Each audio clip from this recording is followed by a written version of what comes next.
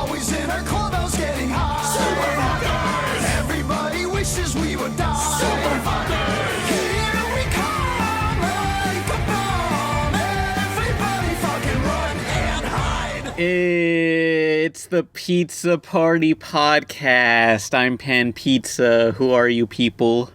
I'm a baker. I want to die. Jim. I'm Jim. I'm here. And look who's back, everyone.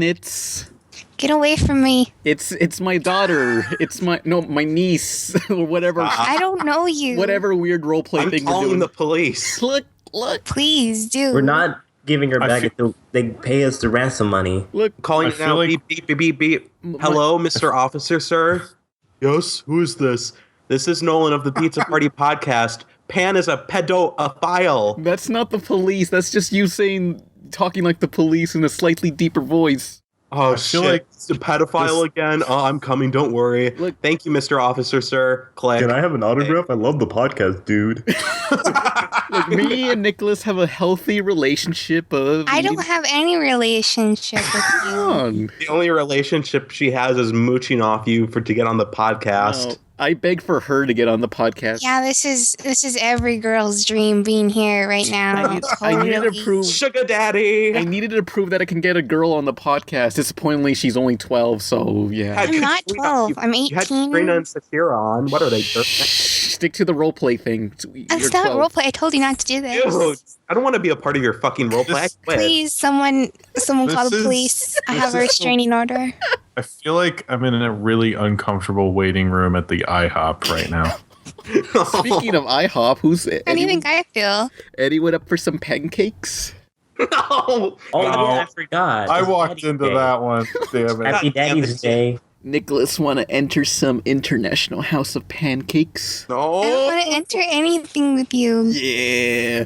For your information, I had my waffles cut the other day by someone else, so... Wink, wink. Whoa. Oh, fuck. Oh, damn. No, not like that, no. I wasn't expecting drama. Look, me and Nicholas are going through a breakup right now, so it's really awkward to have her on. There wasn't even nothing to begin with, please. Shut up! You know there was something. Can we get to the podcast, please? This has Okay. gone on too long. The next video is going to be an episode review of Captain Planet, something about rats and pollution. I've been waiting for this one. It's I like, can't wait to be disappointed. it's like, I don't know, the episode is something else. I just don't understand. Oh, Why didn't man. you review the Hitler one? Hitler, oh man, I'll There's get a to that one Hitler day. There's an Hitler's hatred is so strong it weakens Captain Planet. Yeah, there's an episode where they go to World War II and they and the bad guys are selling Hitler a nuclear bomb. But this Hitler has a Chu Man Fu mustache or a Hulk Hogan, whichever. Yeah. Oh, you Because- know what? I bet they did that because in Germany you can't have anything on TV or publicly with Nazi or Hitler images in it. So they probably did that for international. Germany is like that 12-year-old kid who like made a big mistake, and whenever you bring it up to him, he's like, "Shut up!" Because when, like, they made Inglourious Bastards, they had to come up with a way to advertise it without showing anything to do with Nazis. How? Like, I forget the poster doesn't have a Nazi thing on it. Who are they because fighting? I think you can see it in a movie, but I don't think you can play it on public TV. I might be wrong, but I know you can't do an advertising like Nazis use Duracell, but good people use Energizer.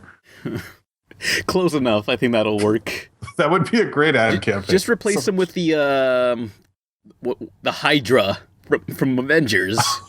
Oh yeah, that's a good idea. I like that.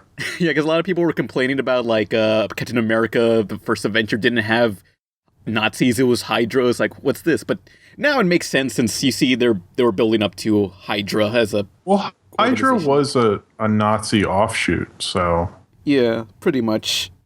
you know. But yeah, so let's get it. Their whole fucking thing is like their whole catchphrase is "Hail Hydra."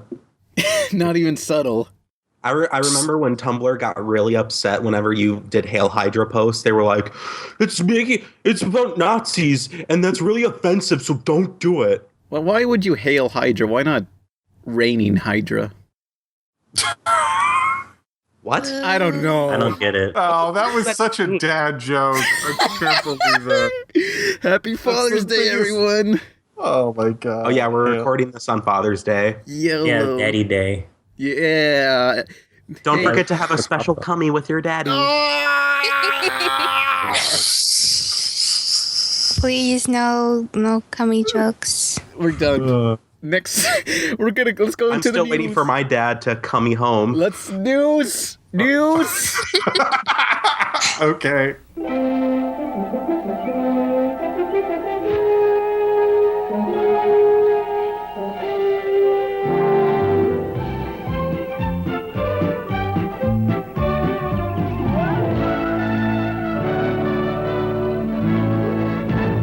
What is the news? News. Okay, we're getting another Smurfs movie. This time it doesn't suck, hopefully. Yeah, because it's gonna be fully animated instead of real humans and with CG Smurfs. Oh, and the art style is gonna be more simplified, so they're not all wrinkly and have pores on their faces and. Ugh. Okay. Yeah. I never watched Yeah. Smurfs, so Yeah. Those Smurfs are big in Scandinavia. They make like more money there than anywhere, so that's probably why they keep making them. Was that the town that painted itself blue in promotion for the Smurfs movie? I think it was in Scandinavia, yeah. Because it's like, I know that and Donald Duck comics are really big there. Yeah, because I know there is a town that, for promotion, they painted the entire town, like some European town, blue as promotion, and which I thought, wow, that's really dickish, just to paint it blue for this one movie, but the town said they actually liked that because it brought tourists in, and so that crappy Smurfs movie saved it. Because it wasn't Smurfs a comic in a Scandinavian comic or a German comic originally? Yeah, it started I as think a it was. comic and then became a Yeah. cartoon. Also, I don't know if it's true or not, but didn't Smurfs like create the zombie genre? What?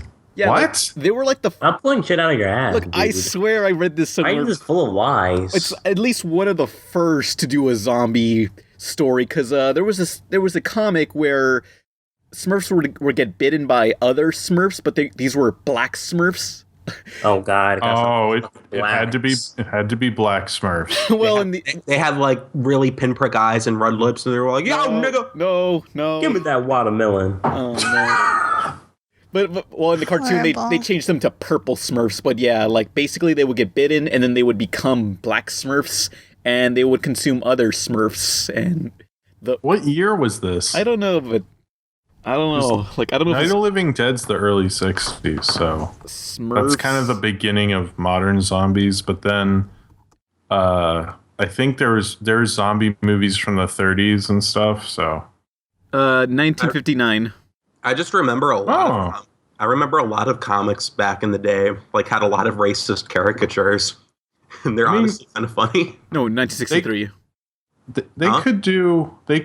it could be before, but the whole idea of using zombies and having it be like a social metaphor is from Night of the Living Dead. Yeah.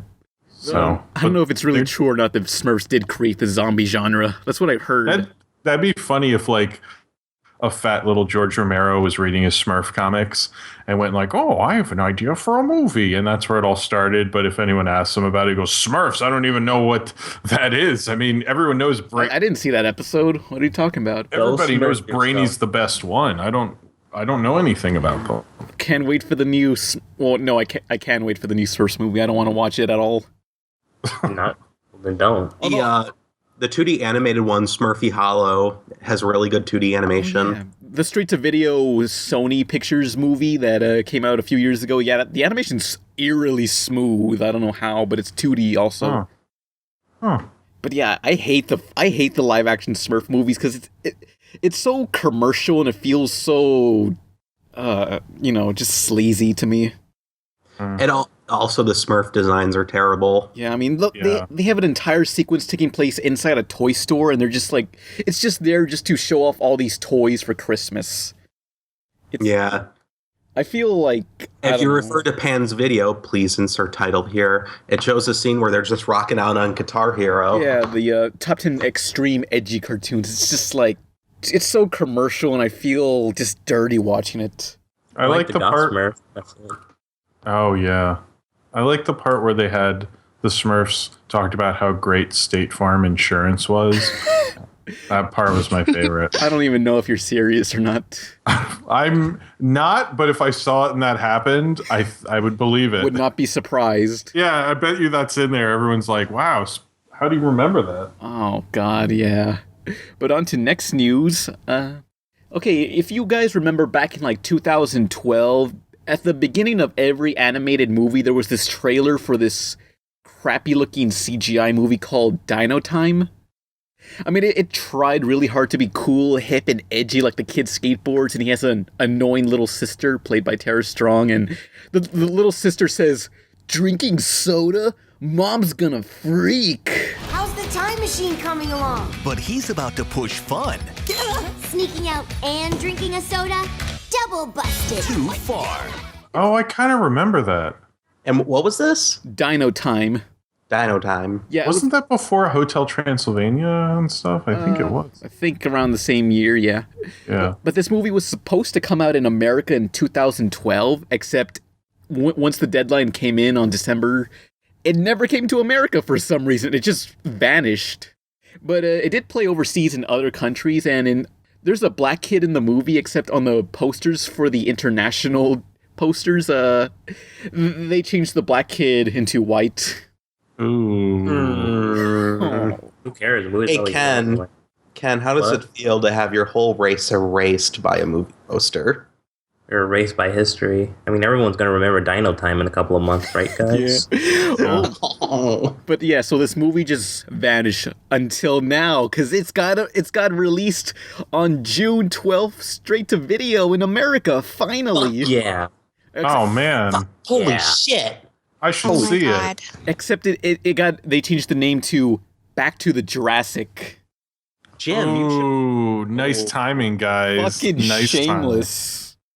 Timing. I would review that if I had even less self-respect. But Jim, you have to review the movie Rent first. No, why do you? No, I don't I'm want not gonna review Rent. Review it. No, there's better musicals like Repo, the Genetic Opera.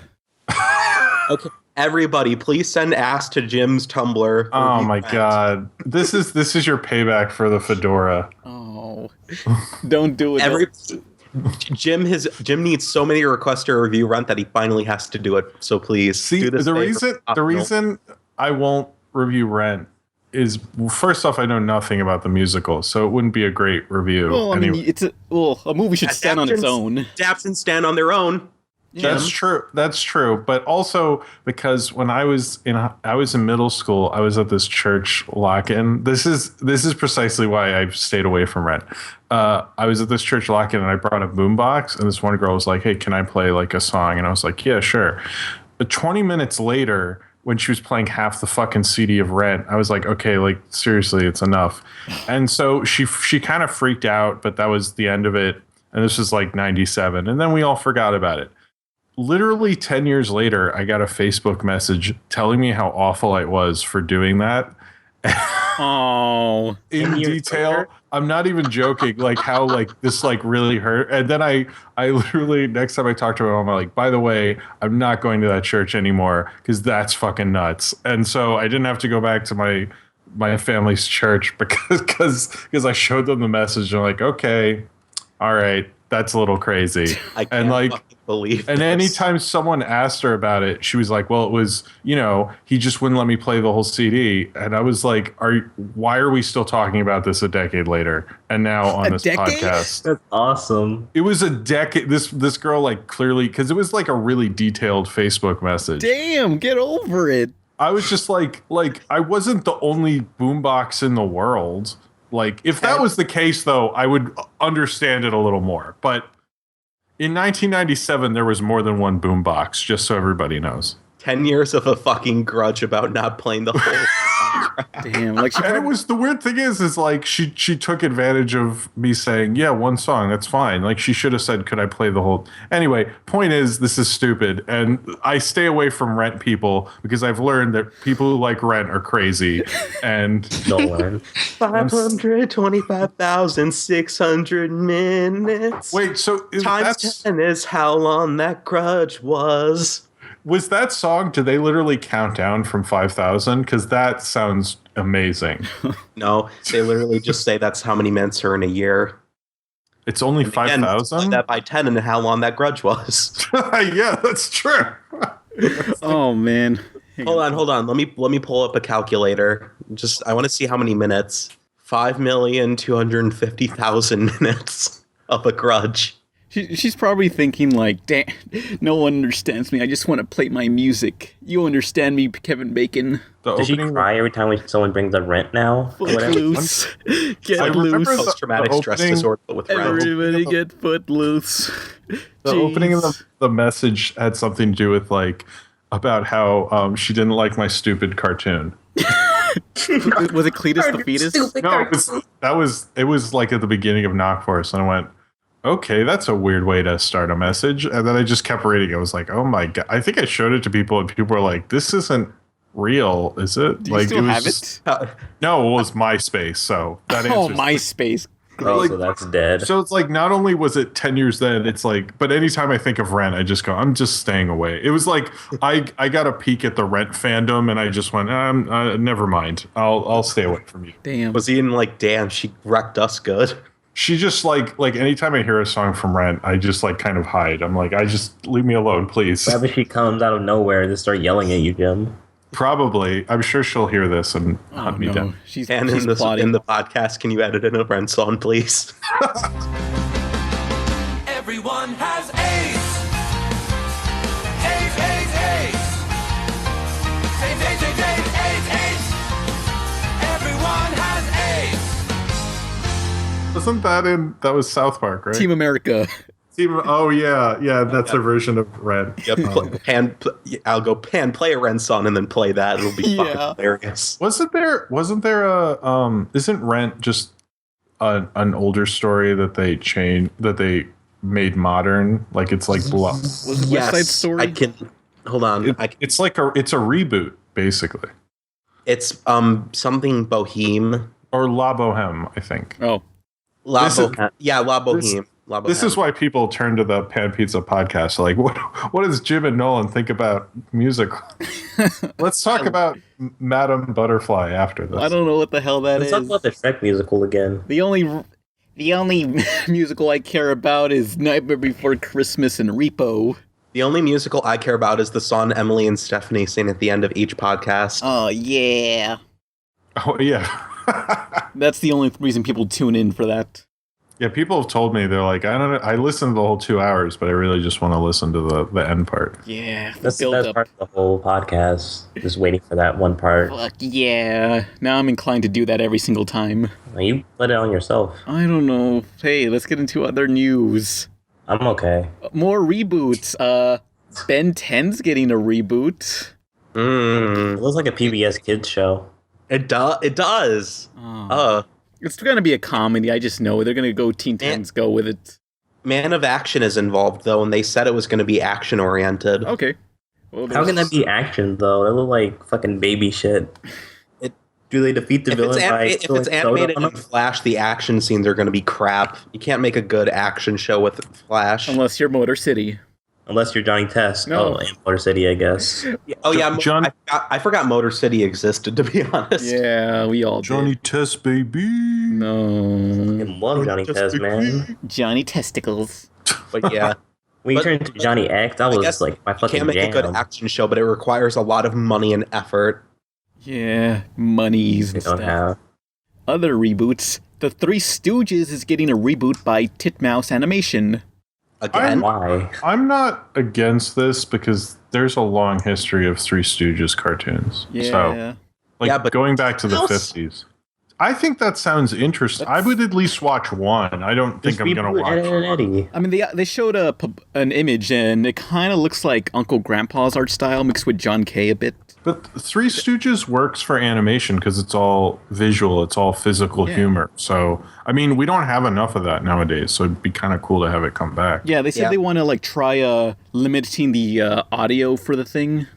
Ooh, I like that. See, this is like, I mean, when's this even come out? I don't know, but all Probably- we have is publicity still. 2018 or something. Yeah.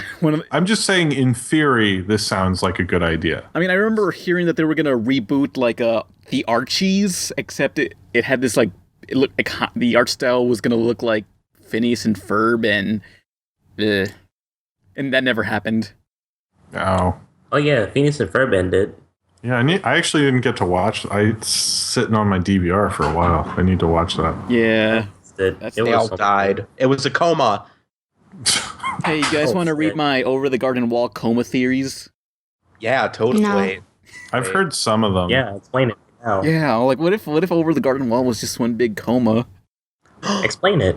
What? Go in more in depth, Pan. Whoa. Because you wrote this down, right? Shut up.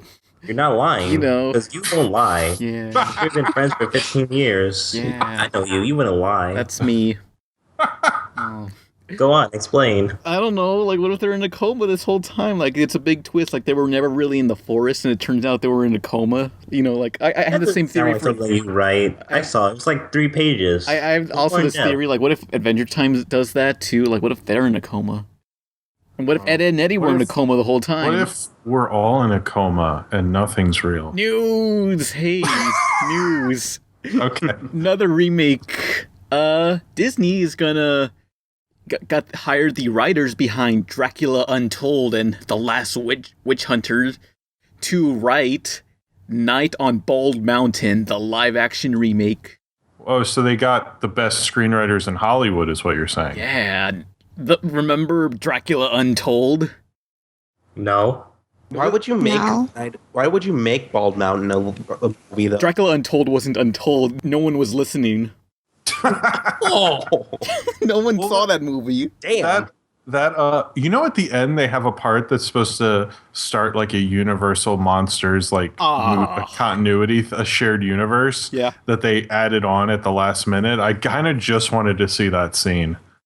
Oh, so I'm sure it's uploaded on YouTube. Probably, right?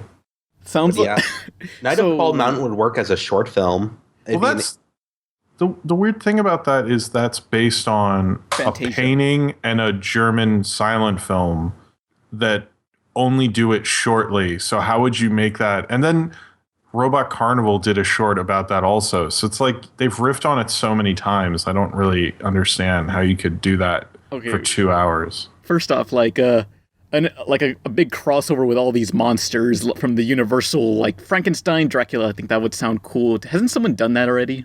Well, they did. Abbott and Costello meet. That doesn't count. No, but all the monsters are in that. Invisible Man's in it. I want an action movie, not they Abbott do and have- Costello.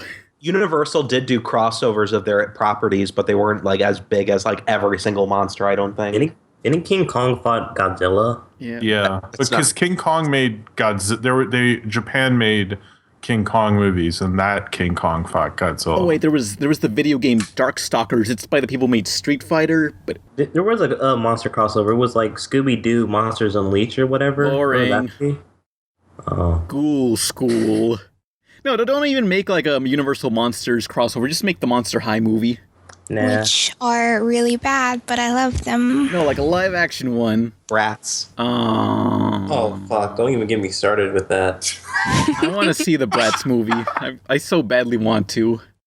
I could thought just you talk about watched that for it. Hey years. Jim, you should do a review of Bratz. I tried. Do the review of Rend. I tried watching the Bratz movie, but like I looked it up and all I found were like Wahalian or whatever random language dubs of it. That's like the only way to watch it, dude. Oh, Yeah, that's the way the director intended it. Oh, what a waste. But going back to Night on Bald Mountain, if anyone remembers, it's that thing from Fantasia with Satan. Well, they call him Chernabog, but it's Satan on a mountain and casting spells. Well, and actually, it's funny you say Satan because in in Faust, the movie, and in the painting, I think it is Satan. They just changed it in the Disney one. Oh, yeah. But like, what are they gonna do in a Disney movie of this? How, like, what I would want is like Metalocalypse with Ooh. with that character or something. Or get George Miller to do it. Mad Max was essentially Cirque du Soleil and Metalocalypse in a way. Yeah, that's true. For some reason, I'm just picturing Bald Mountain remake. It's just gonna have like Dwayne the Rock Johnson, and it's gonna be like the Race to Witch Mountain where they journey to Bald Mountain with like, a bunch of kids. Oh, and there's a dog at the end. because the dog I mean, lives. if The Rock's in it, I'm there. So I just don't understand Literal? why we need it. Like, who asked for it? Money. well, that's the thing with all the Disney live action remakes. It's like nobody really wants them. Just Who wants Disney's to like, we're dump gonna off make them. They're just recognizable, so it's like, hey, this people Yeah. know this, so we can market this. When I do you mean, think like- they're gonna make a live action Phineas and Ferb movie, and Phineas is gonna have a triangle head? That's gonna be horrifying. They've been Yeah. turning their back on Phineas and Ferb. I think they're kind of done with it. Yeah, it's over. They said they were gonna do a I movie, thought but it ended. yeah, but Yeah. they said they were gonna do a movie, but I guess that's not happening anymore. Well, the movie was supposed to come out when the second Wolverine movie came out, and then they just so didn't work out, I guess. That's your unit of measurement, like the Wolverine movie. Well, no, because I remember it was the same weekend. Because I used to like Phineas and Ferb, and I was like, oh, that weekend I'll see both of them. And then the Wolverine movie came out, and I was like, wait, what happened? It like just hit me, like, what happened? So anytime I think of that movie, I think of the weekend I cried because I couldn't, So, I just picture someone. cried over Phineas and Ferb, you faggot. well, I didn't. I just I didn't picture. cry, but I was a little sad. I just picture you saying someone, "Hey, remember this?" And you just say, "Oh, that was 4 X-Men movies ago. I remember." I should start doing that. I like that idea. Like sometimes, like someone gives me a date, like they say 1989, and then I always just think of a movie that came out that year. Like, oh, Batman came out that year. Yeah. Actually, my wife and I were talking about 1977 came up. She was like, just think of all the music you could hear. And I was like, yeah, you could go watch Star Wars. That's like, that happens to me a lot. Where someone will say a year and I'm like, yeah, I mean, it'd be really cool to see Casablanca in the theater. And they're like, Jim. It's like, what? We could stop off and watch a movie. It's not a big Yeah, deal. close. For I feel time like- traveling already. I feel like if you could, you would just get an IV and like pump like crushed film into you. No, Just, because like, that wouldn't be film- as good film as reels. watching. That wouldn't be as good as watching the movie. But the movie would be inside you then. Nolan, the movie, when I watch it, the experience of watching the movie will get inside me anyway. He's like he's really in a movie, and you get really into it. Do you remember that part in regular show where he's like, music can touch you? No, Shit. you can't touch music, but music can touch you. It's summertime, and you know what that means. Gonna head out to the beach, gonna do some beachy things. It's summertime, feels just right. Gonna gather all my friends and we'll party through the night. Summertime, love it. It's loving in the summertime. Summertime, love it. Oh, baby, why can't you be mine? Oh, but speaking of Star Wars, we have some Phantom Menace news. What? We have some Phantom Menace news, Ken. What? Phantom Menace. So it's What the fuck? just breaking right now. Jake Lloyd, the little kid from episode 1, now this is pod racing. That kid, yeah, he was arrested for reckless driving. No, it wasn't reckless driving. He was he was pod racing, and clearly the laws in this country won't recognize pod racing as an official sport. And one of the great stars of pod racing does an amazing job, and they let Sebulba go away. What's up with that shit? Sebulba gets to get off again. The justice system is flawed. It's a joke. I should try turning. That's a neat trick. Damn, I can't believe Vader became a reckless driver. Who would have thought? I just think it's funny it was for racing because of that pod race scene, which is like probably the best sequence in that whole movie. Outside of the Darth Maul fight, which Yeah. was the best, but Maybe the cobblers really hated Phantom Menace and just wanted to pull his ass over. I don't know, but I'm reading through this article and he's saying that being in the Star Wars made his childhood a living hell. that's what he's said that for a while. He's an editor, isn't he? I don't know. I thought I read that he was an I editor. think he sells like insurance or something, or Yeah. I think that's what he said. I don't know. I know Lucas, as much as weird as as weird as Lucas is, he actually gives the actors percentage points to the movies. So I'm absolutely positive that kid probably is okay financially. So Yeah, because probably even not like fucked up people in- like Billy D got percentages. And not emotionally. well, Lucas can't give you emotional percentage points off the movie. Everyone knows only Spielberg has the rights to do that. So Man.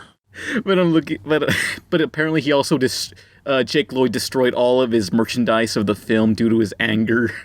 What? That would be worth so much. What an idiot. I imagine like it's the room where he's just like smashing up his room full of Star Wars toys. Oh, like I would love Wiseau filming the scene in the room.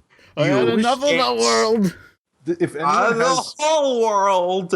I hope somebody animates or at least has video of him doing that, and at the end he's crying, holding a Jar Jar Binks doll. He's like, why did I... The real Phantom Menace is my childhood. You bitch. The world. He's just like destroying, like breaking, like... Remember when you got Phantom Menace toys, they had those little discs that you put in a thing and it said stuff, and I never got the thing that said stuff. Like those little hologram things? Because they had a stand and it was like it was like a thing, and you could use it to, you could buy a thing. See, I never did it, so I don't know. Like I had one of Power Rangers, of the Red Ranger toy. I just got them because I was like, these will be worth something. Yeah. But the one cool one they had that I did get and I enjoyed a lot was the Jabba the Hutt action figure from that, and you put slime in the figure, and then if you pushed him down, slime would pour out of his mouth. Why? That was awesome. I love that one. Replace it with blood or something. That could work. You could. You know, that was the same summer as the Tarzan jerk-off doll. What? Oh, right, that thing. Yo, I know what you're talking about now. It's called Rad Repeat in Tarzan. I still don't know what that means. Yeah, there's just this... okay, for those who don't know, there's just this Tarzan, Disney's Tarzan toy where it's just him stroking his hands up and down near his crotch region, and I don't know what that was supposed to be. That what gorillas do or something? Do they do that? I don't know what the intent of that was. Like, what were they going for? I mean, it's probably like the magic, that vibrating broom that Harry Potter made. It's like, how did you guys let that go? I wanted to buy one when I was younger because I wanted the Harry Potter broom. And in hindsight, I'm not sure if I'm glad I didn't buy it or I'm upset that I didn't buy it. Oh, God. I can't figure out which. Why would they do this? Oh, now we have more news. Hey, did anyone see E3? No. I did. The Computer Game Exposition? The Electronic Entertainment Expo, you fucking pleb. Called Computer Games. I don't know, you can tell how... I love when, like, a news reporter says computer games. Like, no one says that anymore. Except old people, I guess. I don't know. Jim. Is anyone excited for anyone excited for any video games? No, not really. Video games. Yarny. Uncharted, and another Uncharted 4 demo crashed. Oh, yeah, because what happened was like they were going to show Uncharted, but then you just see a black screen that says only on PlayStation 3 times, and you're just waiting, and you're waiting, and Uncharted 3 never gets shown. It's Uncharted 4. Yeah. Yeah. They literally just, like, the guy couldn't move. Like, the demo glitched just so bad it couldn't move. And then they restarted the demo. It was the funniest fucking thing. Oh, so awkward and painful to watch. But, any games... I would want to see Uncharted 3... Or wait, no, 4. 4. Yeah, 4, yeah. Fuckers. Let's see. Star Fox. There's a new Star Fox game. That's the only game that they release that people care about. Yeah, that's the only thing Nintendo released for a game. And they announced a new Metroid game, but... Balls, baby. Metroid Soccer. Plasma balls. Hell yeah. That's literally what it is. Metroid Soccer without Samus. Did anyone else see the Nintendo Championship, though? With No. Reggie? I can't. He Oh. got his butt kicked so hard. All I know is that Raptor got 11th place, which is funny for me. That was awesome. Yeah. Fucking Ego Raptor. Yeah, fucked. This game has bad design. That's what Yeah, he was yelling, like, the game is badly designed, bro. That's why I'm sucking so hard. Oh, that's what you get for quitting on your animation dreams. All right. Yeah.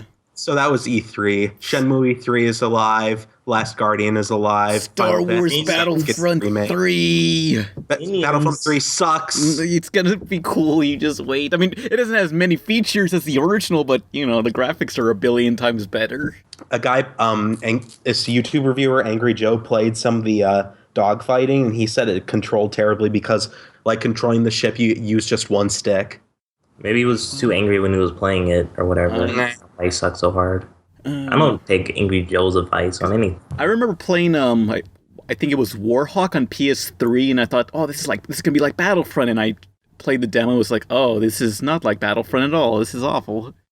I don't know. I hated the flight controls. It felt really awkward. I don't know why. Do you play video games, Jim? Sometimes I actually played Turtles in Time this week on the big screen. Jim gets to play movies on like a big screen because he's. Well, I was. Jim is rich. You guys don't know. I was testing a projector at work, and I actually did some epic watching. I watched the Steven Universe where they escape from the spaceship. Yeah. I watched that on the big screen. It was fucking amazing. Yeah. It was like with the sound system. But then I played Turtles in Time for like an hour. It was really cool. I will play Turtles loaded, in Time. You guys. He has a mansion. Pan. Yeah, Pan. I guess. What? You're forgetting the star of E3, which was, in fact, Chibi Robo Whiplash. Fuck off. Chibi Robo is the lamest fucking video game character. No, he is not. He's adorable, and he's got his own amiibo. Bubsy could kick his ass. Okay, Probably, first off, Bubsy can probably kick Chibi Robo's ass. He can kick Sonic's ass too. I mean, you see how fast he runs? Yeah, he can roll. Sonic doesn't run that fast. He can glide. He's like Knuckles without the rap music. At times, he can just deny gravity. If you get the special ending of Bubsy, you can become Super Bubsy. Man, isn't he fucking fast as shit? Fucking Bubsy bitches. But like, Chibi Robo truly is the lamest video game character of all time. He is not.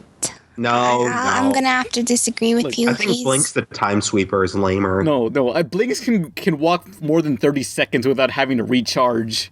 Are you sure you're just like sucking at the game and just don't know what to do? Okay, let me tell you about fucking Chibi Robo. See, look at Pan can't even play a child's video game about cleaning. Look, and he gets upset. Why would you want to play a game about cleaning anyway? Yeah, what is this? Luigi's Mansion Game of the Year? What is this, Universal Studios theme park adventure? I don't want to clean anything for a video game. Like, this is what you do in Chibi Robo. You play as this little 6-foot-tall robot, and he has to take care of a house of this crazy Texas Chainsaw family that's potentially going to kill each other eventually. But you got to clean up the house, but you only have like 10 seconds of battery life before you can recharge. Well, maybe if you played it, you know that you get more battery, right? I shouldn't have to wait that long and play through this bullshit just to do that. Oh, look at the child's getting mad. Shut up. You're younger than me. Ken, go get the baby leash. No. Okay. Time out. I think it's in my closet somewhere. Hold on. Okay. Come on, Pam. Maybe you need a little walk. You want to go on for a walk? Shit, Chibi Robo is shit. You know this. He's like an Ava unit when he gets unplugged, except he's fucking lame. I'm just imagine you getting like frustrated at this baby's game. It sucks. It's awful. It's Chibi Robo. Guys know what's a good toy-based video game? Toy Story 2: Buzz Lightyear to the rescue. Yeah. Well, that game was pretty cool though. Yeah, I mean it was like Mario 64, Banjo in that style. It was like a pretty good like knockoff of that, you know. Oh yeah. Hey, did Inside Out get a video game? No, but Minions did. Oh yeah, wasn't that Paradise. that was one of the big announcements at E3?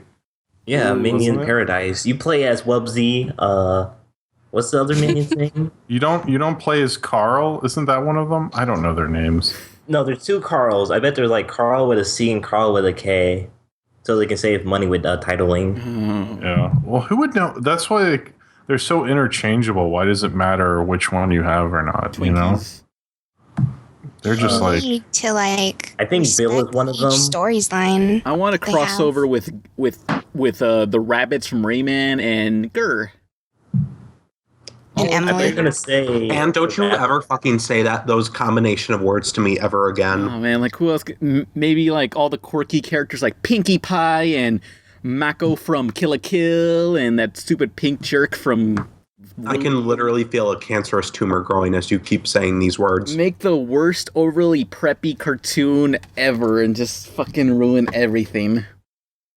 What we call Happy Pancake Jar Cake Jar. Time. I love the minions. Ooh, Misa like minions. Ooh. Lisa having a fun adventure. Jake Lloyd, drive safely Jack now. off to minions. Drive. Ooh, minions. Jake Lloyd, put on your seatbelt. I don't even know what I'm doing. I think that's Yoda. Yeah. Drive safely, Please, you must. someone draw Emily as a minion, Chibi Robo. just to Or- spite Pan. Or Yeah, draw Emily as Jar Jar. Yeah. Chibi Robo sucks, yes. Me a sucker your dick.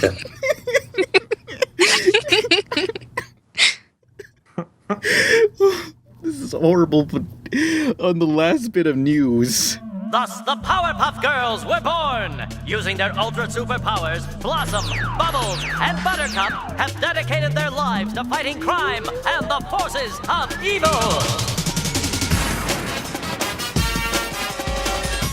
Oh, we still have news? One more bit of news. The Powerpuff Girls are getting a reboot for 2016, and it's animated, and they announced the new voice cast, and they brought back the voice of Mojo Jojo, and the mayor, and the announcer, but they did not bring back the voices for the Powerpuff Girls themselves. Good.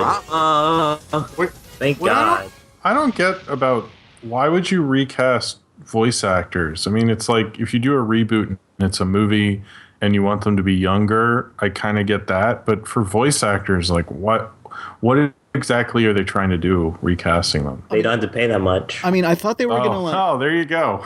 I mean, I thought they were gonna go for like their own interpretation of the Powerpuff Girls, but they brought back everyone else but the Powerpuff Girls themselves. Which the problem with that, it's like these are cartoon characters. Maybe they're mad at their song. Who knows? These are cartoon characters. They should have like a signature voice. Like Bugs Bunny has sounded basically the same throughout all the years, but what's going to happen to the Powerpuff Girls? It's just weird because Warner Brothers like makes the people who do Scooby-Doo sign stuff, and they make to do like a million different things forever, and same with like Bugs Bunny and all that, so they keep the same voice. Like, why do it differently with Powerpuff Girls? That's the part I don't really get. I mean, also the voice actor, the original Powerpuff Girls didn't handle it that well, I will say. Okay, well, first off, like when they announced like these are the new voices for the Powerpuff Girls, like they don't even show them doing the voices. They show the actors on You're saying, camera. hi, I'm doing the voice of who character? A Buttercup, yeah. Bubbles. Like, Hey, I'm Bubbles. It's- Everyone likes Bubbles, right? I mean, No? these are actors who really haven't done much of anything. They're barely starting out. Like they barely have anything on IMDb. But like, I guess they're just trying to get like younger. But they're voice actors. Like, why would that matter? Maybe they're gonna like put them in the forefront just to like, I don't know, appeal to girls, like make them be pop stars or whatever. I just kind of don't get it. I mean, it's like I'm not really against these new voice actors like Yeah.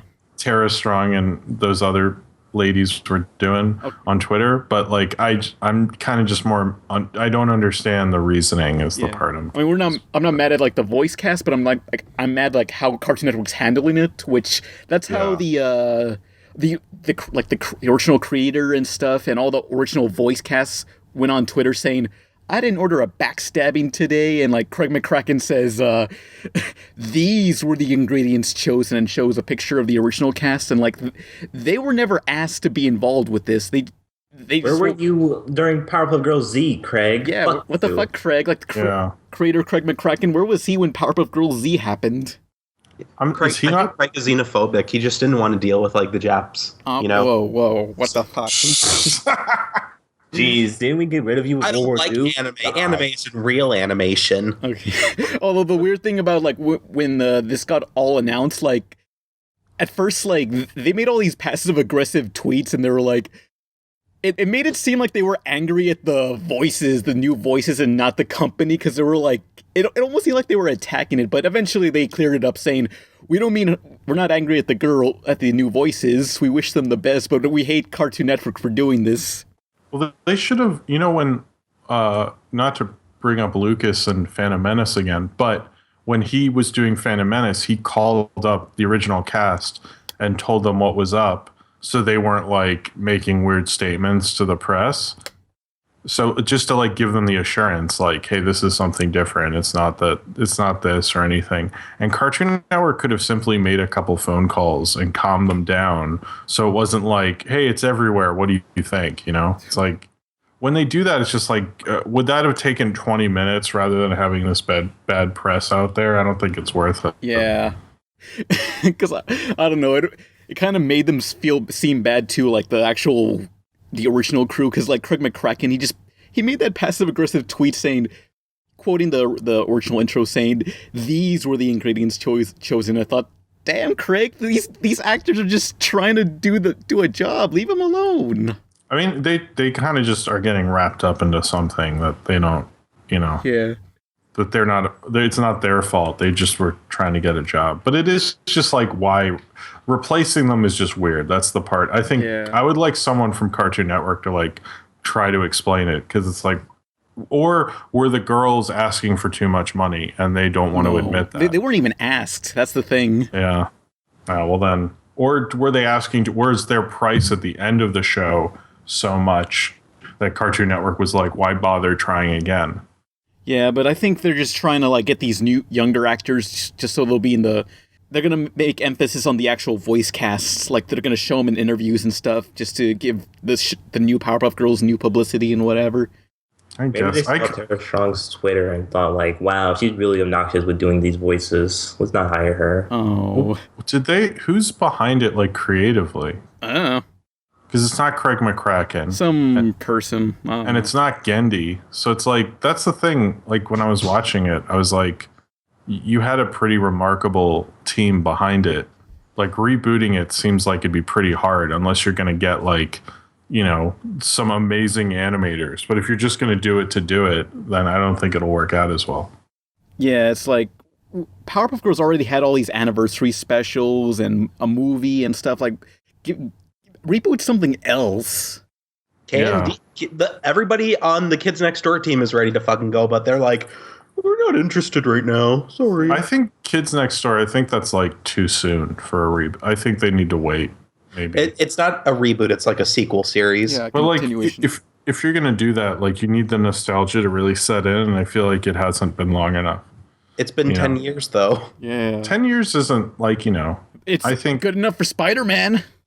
Hey, Spider-Man's Girls had an anniversary special like a year ago. Yeah, it had Spider-Man's different, but it's like kind of like the Jurassic World thing, where if you have nostalgia at the right point, it can work out. But if you do it too soon, it can have the reverse effect. Yeah, like Spy Kids. Like no one was really asking for Spy Kids the reboot or Cats versus Dogs. Wait, that's really happening? There was that already happened. There was a sequel to Cats versus Dogs that came out like 10 years later. That seemed pretty rough. Oh, fuck you. That's all I got. I gotta. Yeah. What a catastrophe.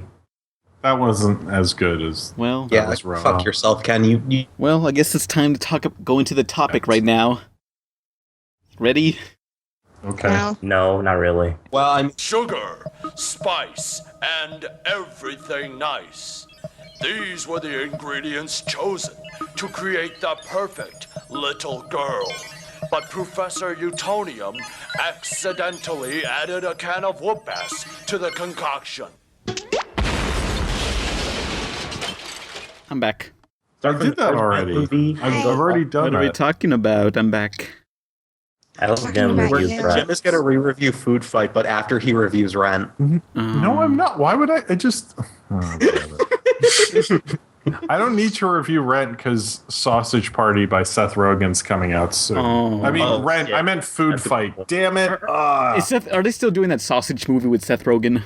Yes, they is. For those that don't know, it's an animated movie with Seth Rogen, and it's going to be about a sausage. I hope fucking, Seth Rogen already is a sausage, though. Good one. Any movie he makes is a fucking sausage fest, so... North Korea, please do something about this movie, please, thanks. Yeah, please get it canceled. Yeah.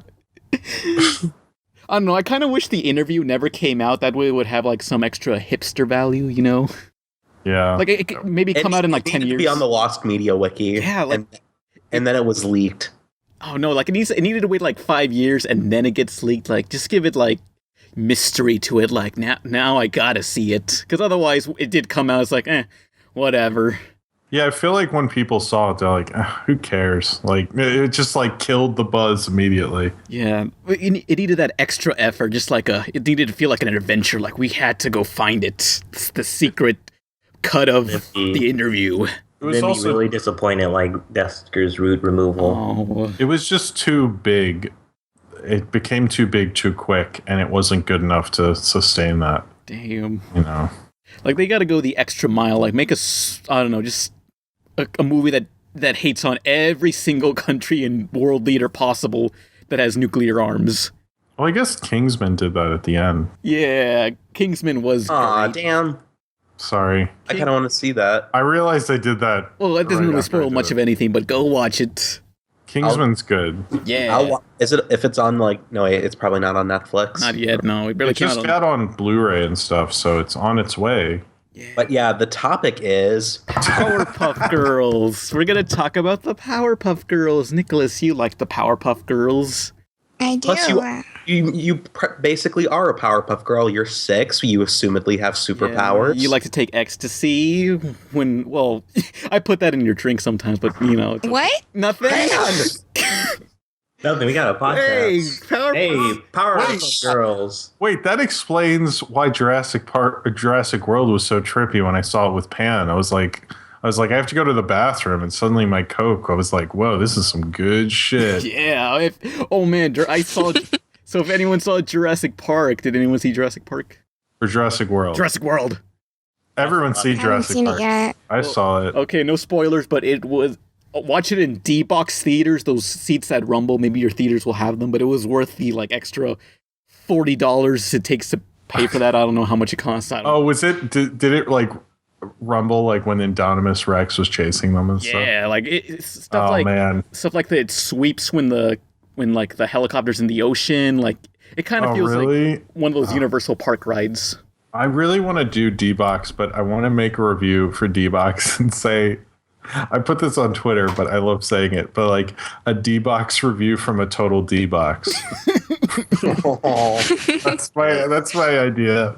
And it would just be me being a dick about D-Box. Yeah, D-Box are for assholes. What's so special about D-Box? It's just like a box. It's like Rumble Pack, but for a seat. Ladies love the D-Box, you know. I mean, Put my dick in a box. Yeah, you can like next Harry Potter re-release, you can like bring your vibrating broom along, like go the extra mile. Yeah, if you want an authentic D-Box experience, just like fucking bring like a back massager and just tape it to your chair. Close enough. Yeah, just turn it on. Just turn it on at the exact moment. You know how you bring in snacks because they're too fucking expensive. Yeah, it's the same thing. Yeah. Same principle. I've always wanted to have a D-Box chair and then program it for certain movies that I want D-Box for. Dude, wait, holy shit, imagine like porno D-Box. Oh. See, man. I was going to do it for like... rock. That work. It just jams you with a bunch of pegs. There's like a big dildo like sticking out of the seat, and you just sit down on it, and then not even just that, but there's like things whacking you in the face and just punching you. My God, this seems pretty annoying. And it's also like a 4D movie where it like sprays you. Scratch and sniff edition. Yeah, you have a scratch and sniff card. Man, I have a movie that has a scratch and sniff card with it. That's pretty. Spy Kids 4D had scratch and sniff technology. No, it's 4D. Yeah, it was the 4D movie. Oh yeah, it was. Yeah. No, the movie Polyester. You can still get it, and the director John Waters actually owns the copyright to the term odorama. So when this is a real thing. So when the Rugrats movie tried to do it, he sued them, and I think they settled out of court because it's like he owns the copyright to odorama. So, but if you get Polyester on DVD, you get a scratch and sniff card. It's pretty cool, and little numbers pop up during the movie, and you scratch and sniff them. Okay, but my question is, like, how do you refill them? Do you like have a special mail-in order? No, they still work. Like my parents have ones from when it came out theatrically, and I used them. I used them like last time in the 2000s, and they still worked. Wow, they work forever. They'll never go away. Yeah, Odorama. It's the future. Yeah, we can do Did everything Spy now. Kids 4D have Odorama? I think it was Smell-O-Vision, possibly. Yeah, they had to change the name because they were like, we don't want to have to pay John Waters. No one wants to pay John Waters. Hey, I would. But Smell-O-Vision is like two completely different senses. Like, that doesn't work. Odorama, same thing. Oh Whoever wow, the that's a damn good point, Nolan. Those are two different senses. Yeah, smell. Whoever the yeah, fuck, that doesn't make Machete sense. Man or whatever the fuck your name is, you're an idiot. Fuck you. Who's Machete Man? What they do? Oh, I realized what he was doing because Robert Rodriguez directed Machete. Oh, okay. Oh yeah, Robert Rodriguez made Spy Kids. That's why. Yeah, so the topic is Aqua Teen Hunger No, Force. Powerpuff My favorite Girls. episode was Carl. I couldn't talk about anything in that fucking episode because I didn't know shit about Aqua Teen. You Now should have it's my watched time it, to you shine, fucker. bitch. I told you to watch it, but you didn't. I'm not gonna watch Aqua Teen Hunger Force. I don't give a shit. Wow. But, like- now your dedication to the Well, podcast is. You're totally Mojo Jojoing the topic. Hey, See what I did there? So this You're is so how butter. this butter. this is how Powerpuff Girls started. It was a college short film, and it was not called Powerpuff Girls. It was called Whoop Ass Stew. And Oh damn, that's edgy. the ingredients were sugar, spice, everything nice, and instead of Chemical X, it was a can of Whoop Ass. And that was a college short film that eventually got sold to Cartoon Network, and which you can actually still see that college short film on YouTube. It's not that funny. Yeah, well, it barely did anything. It was barely an intro. Yeah. It was just the intro was funny. Oh yeah, I recall they got the Amoeba Boys and just like took them into space and just like melted them on the fucking surface of the sun. Damn, that's brutal. Zoom tight. Yeah. Tight again. Bless you. Bless you. Thank you. Miyasuka. Okay, yeah. So yeah, then it became on. Then Powerpuff Girls was a short on What a Cartoon Show, which was a series of other pilots, and that was the one that was picked up for a full series. Although, okay, Dexter got picked up first, and the creator of Powerpuff Girls, Craig McCracken, worked on Dexter, and then when Dexter canceled, Powerpuff Girls was greenlit, so everyone on Dexter moved to Powerpuff Girls. Well, Dexter didn't. I thought they ran at the same time. a Well, little. they didn't until they rebooted Dexter, and it had that ugly art style. Oh right. Yeah, people will defend that art style, but it's like, what's wrong with you? It's so brown. It's just, it's like a terrible imitation of, like, I guess, Samurai Jack. Like, it's all flat and brown and just... Yeah. That's like that was cool, that whole Cartoon Network house style at the beginning was Gendy and Craig McCracken. Yeah. I like that. Like, people complain now that all these cartoons are looking like Adventure Time. Well, back then, everything was looking like Dexter for Cartoon Network, pretty much. It wasn't like they all just worked constantly. Like, I think they were all... And the conditions were way worse than they are now, I think, from what I heard. Whoa, they had sweat labor shops. I thought Gendy and Craig McCracken worked out of a trailer or something. What? I remember hearing that a lot, but I couldn't find... I mean... When I was looking it up for the podcast, I couldn't find anything that backed that up, so it could be like rumor. when they were working in Hanna-Barbera, because Hanna-Barbera Studios was a lot smaller. Yeah, maybe that was it. I'm not sure. Although if you can... Are they... Sorry, what were you saying? I don't know. You can probably find a video of, like, the people behind SWAT Cats had like an old VHS recording of like them going through Hanna-Barbera Studios and seeing the production of SWAT Cats. Oh, cool. Which I love, finding all these weird, just camcorder films that take place inside the animation studio. I also found one of Cats Don't Dance, but I don't know if I can find it again. I know it's unlisted on YouTube. Actually, when I saw Inside Out at a early thing they did through Fathom Events or whatever, and Pete Docter showed the whole Pixar animation studio through a camera. It was kind of nice. Like the current one or the old one? The current one, because it was for Inside Out, so it was the thing right before it, and he showed like like Andrew Stanton working on Finding Dory and Lasseter working on Toy Story 4. It was like a 20-minute thing, but it was cool. I was like, man, I wish I worked there. It looks awesome. Yeah. But like in this footage for Cats Don't Dance, like the behind the scenes footage, like you can actually see Lauren Faust working on Cats Don't Dance, and which was one of our first animation jobs, I think. Also, apparently she had blonde hair at the time. Huh. Yeah. What's the deal? I've always heard, and I'm not sure if this is true, are Gendy and Craig McCracken still friends, or are they not friends? Oh, I remember seeing, like, on DeviantArt, like, Craig McCracken said, yeah, me and Gendy have not talked to each other in forever. Or so. Oh, that sucked. I actually saw last night, and I thought it was amazing. In one episode, he's listing out people's names, the mayor. It was the comic book guy episode, and he's listing out names, and one of the names he says is Gendy McCracken. Gendy McCracken. Yeah. This is what it'll be like if you and I were married. Just like, well, Gendy's voice, he's Russian, so he's like, this is what it would be like, Kraken. If we were married, it sounds nothing like that, though. No, I sound like Nolan knows nothing. Welcome to Hotel Transylvania. Welcome. Do you like my show, Samurai Jack? It's great. Symbionic Titan is very Russian. My homeland loves it a lot. It's very good. I don't know why I keep coming back to Cartoon Network. I keep conquering my fucking shows. Fuck this place. I worked hard on Symbionic Titan. I am not going back again. I think he's becoming Asian.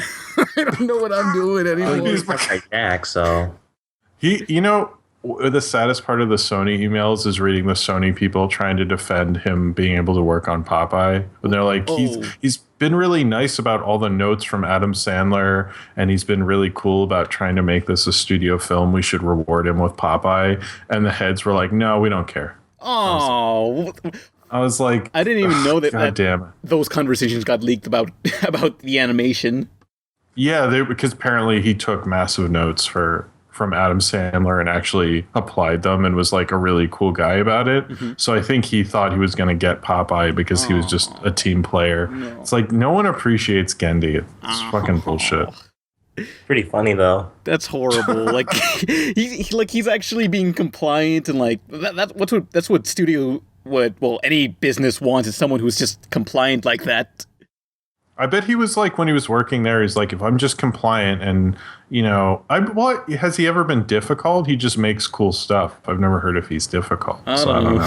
But one day he's just going to snap and said, you know what? Fuck this. I'm making my own movie and shit. Yeah. I'm surprised Pixar never bought him up. I always thought that was one of their biggest mistakes.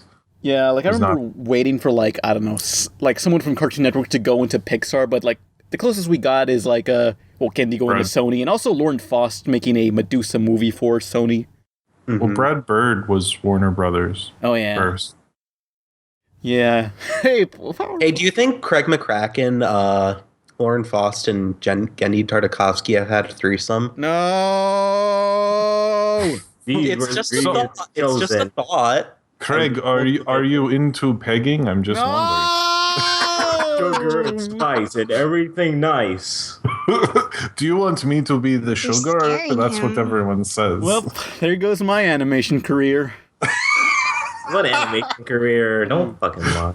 You don't have look. Do you think before Gendy went initiate Symbiotic Titan? No. You know what? I bet Gendy was really into the podcast. He's like, every week I listen to Pizza Party. Now I will listen. It will help me get over my troubles with Popeye. Now they make fun of me and my alleged threesome with Lauren Faust and... He doesn't fucking sound like that. See, this will help me when he gets mad at us. I'll be like, well, I was doing a different voice. It's not even you. I don't even know. He doesn't even sound... Yeah, we weren't talking about you guys. We were talking about... Blake McBlacken, Krigo McCraco, and Lauren Lost, and Bendy Bartek-Bosky. Lauren Lost. That's a pretty good Lauren Lost. Lauren Floss. You have ruined the pizza party. I wanted to listen about the Powerpuff Girls. I just wanted to have a party and eat some pizza, but no, it's ruined. My name is Yanni. I clean up the school after hours. Hello, yes. Baba the Douchey. I clean your room, yes. I do janitorial duty, except this little kid Dexter ruins it for me. Anyone remember that Die Hard episode of Dexter with the janitor? After their designated hours of the education, the children exit to return home. Will I clean, sweep, and prepare their environment for the next day of education in sterile surroundings? For I am Yanni, the janitor.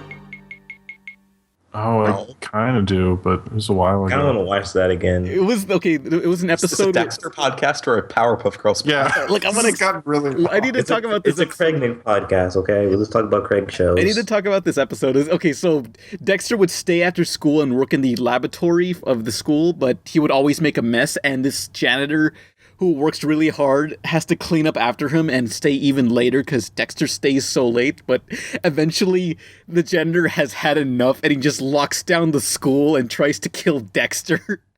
What? Oh, that's a good. This sounds I like that fucking episode. amazing. And it just becomes like this Die Hard parody where he's like crawling through the air vents and running through like broken glass, except it's not broken glass.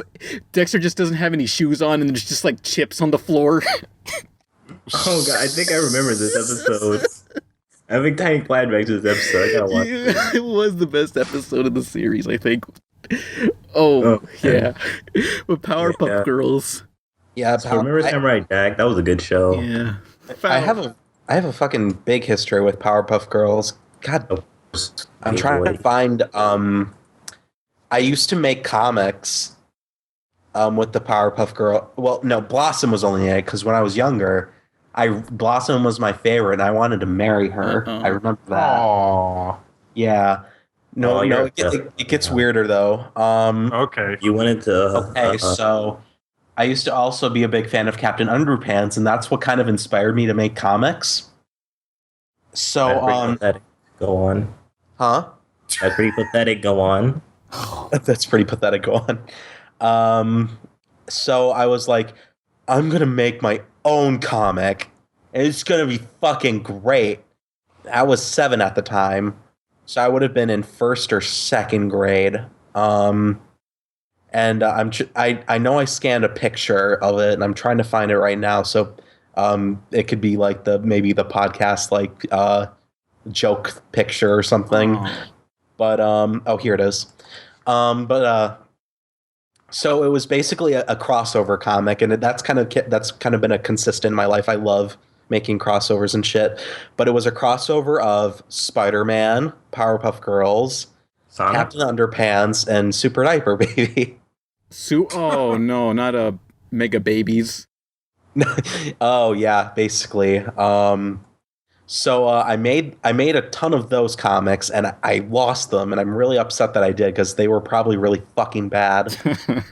But yeah, one of the comics involved Blossom and Diaper Dog getting married. I don't know why. That was a thing I did. Damn. And it was the weirdest fucking thing. I never made cringe-inducing comics like that. What I used to draw was like Sonic characters from like the Adventure series or Kirby just being killed horribly. I don't know why. I used to have a comic where Luigi had leprosy, and I didn't know what I went with that. What? I did drew Luigi with leprosy. I don't know why. Why? It was What like is a funny Smash Brothers comic. What a specific disease. I know. His body just falls apart. I got a guy. I lost it. It was pretty funny. Yeah, I linked everybody the remaining piece that I have. I'll link to this. Whoa, this is amazing. Spider-Man. June 17th, 2003. Oh, do not steal. I like how it says cover idea, like this isn't the official cover. This is it's not done yet. It was covers are a process, man. I was very involved. I like the dog in the diaper saying hello. Hello. He's flying away from a fucking burning building, and he's like, I like his gigantic arm / leg. I like hockey stick. Yeah, it's fucking Spider-Man. Spider-Man looks like the Elephant Man. Oh, the sun on it says 2:05. No, that this is when the first Spider-Man movie came out, and like the Green Goblin had this pumpkin bomb that like turned into like a giant razor knife, like star thing. Oh, right. Yeah. So yeah, those are the Ninja Star things, but that's not the sun. I like this dialogue. That was close. Yeah. Hello. I knew how to. I remember I was gonna make this really dark. I remember I was gonna make this comic like a really dark and edgy comic, and I was like, fucking Diaper Dog die. No, actually, I remember specifically I was gonna have him like this cage that was slowly filling up with water, and I was like, damn, that's gonna be so edgy. It's gonna be so awesome. Oh. Damn. Everybody, you guys are just so flabbergasted. You don't even know how to respond. I remember that one episode of Teen Titans where Raven like caused the end of the world, and the entire world literally turned into hell. Like everything was all filled with lava, and all the humans turned to ash and stuff.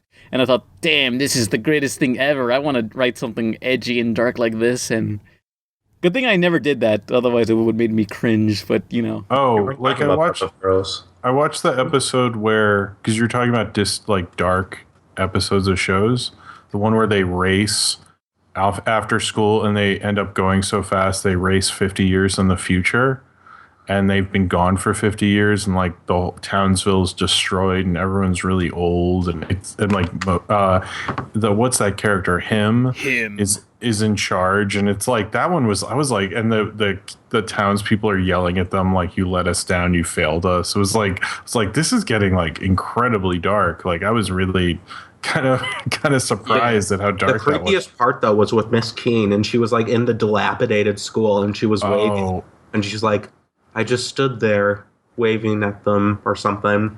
Yeah, that part was really, it was like depressing. I was like, God, like their lives fell apart. Like, and it sent them the message like they can never leave Townsville, otherwise it'll all go to hell. And so they're trapped in Townsville for the rest of their lives.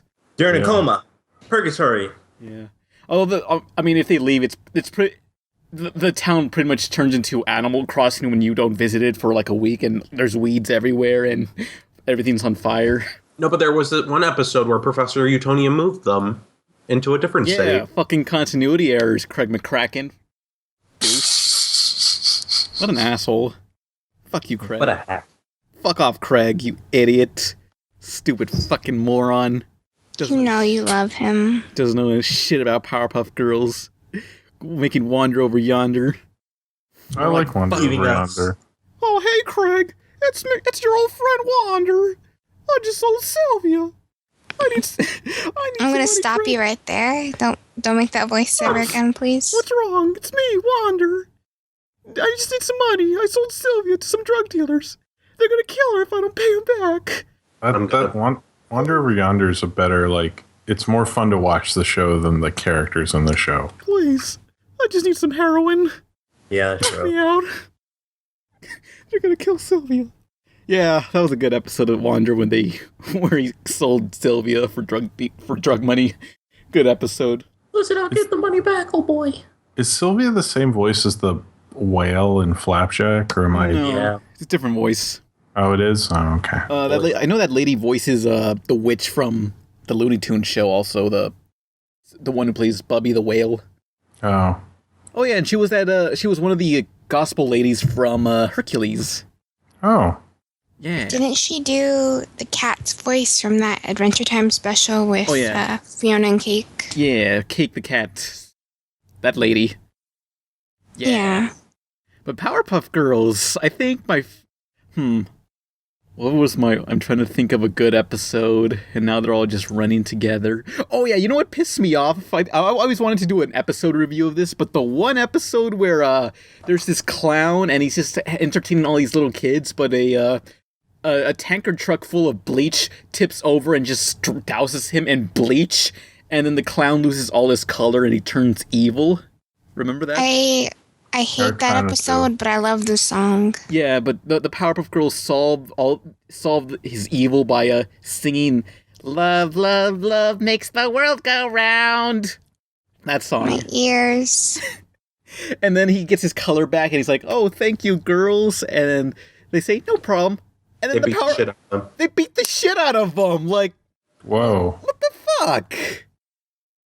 He had it coming. He didn't. He was under like evil spells of bleach or whatever. He was really high. This is like I always like got angry about that episode. Like that clown did nothing wrong under his control. There's some of the episodes I noticed it gets darker than you'd think it would. Yeah. You know. I mean, the early episodes were able to get away with a little bit of blood and stuff. But there was one where like roaches were There's blood in climbing the over intro, everyone. for crying out loud. Huh? Oh yeah, there is. Yeah, Buttercup like kicks him in the face and there's blood. Yeah, a tooth falling out. But yeah, But, like, that roach episode. Him's voice gives me fucking nightmares. It's the creepiest fucking voice in the world. With that echo. Ugh. Quite a positively evil scheme you've hatched, and I'll finally be rid of those girls forever! Him was supposed to was based on like a blue meanie, and I think maybe a bit of Tim Curry in Rocky Horror Picture Show. But just that voice with that echo, like, and that, it's just like the creepiest. Like, you know, if you got locked in his apartment, he would probably molest you and then kill you or something. You know, it's like, ugh. It's just like watching episodes with, I actually didn't only watch one episode with him in it because I just can't, like, it disturbs me to no end. Yeah. That voice. I don't even know why him. Well, the reason they call him him because they can't say Satan, but yeah, it's basically Satan. See, to me, that's the only Satan character that's ever really scared me. So I'm actually being serious. Like, I've never been scared by Satan in a movie or cartoon, but that character freaks me the fuck. It's like unnerving, that voice, because it's like disembodied a little bit, and it's like and you're like, Powerpuff Girl. I was a little girl once. Yeah, and you're like not exactly sure what the deal is with that's, oh boy. Yeah, freaky. No one knows what exactly. Is it like a lobster? Well, I don't know what this thing is. I just don't understand. No one does. It's him. Just him. Yeah. I think also, I'm trying to think what other villains that I liked. Oh yeah, the Amoeba Boys, because they didn't do really anything wrong. They couldn't. I think they stole an orange once, and that's it. Most incompetent villains ever. There was what was her name? The Sedusa? professor's friend, Sedusa, something. Oh, that was a good one with Sedusa was their stepmom, kind of, almost. Yeah, I really liked her. Or where she faked being Miss Bellum. Oh yeah, and then she threw like something. I don't know what they were, like breast somethings. I don't know. They're like to make your breasts look bigger. Now they're built into bras, like push-up bras. Yeah. But before you gotta like manually put them in to press your. She threw that as a weapon to the Powerpuff Girls. Whoa. I don't know why. But the one thing when I was watching it, it was like, I forgot how much fun it is. It's like got a great energy to it. Like, it's a real easy show to watch, like, because it's on Netflix and, you know, it just keeps playing episodes if you don't do anything. It's a real easy show to do that with because it has such a great flow to it, and the energy is just amazing. Yeah, I mean, the music kind of sounds like techno music in a way, and I guess all the bright colors enhance that.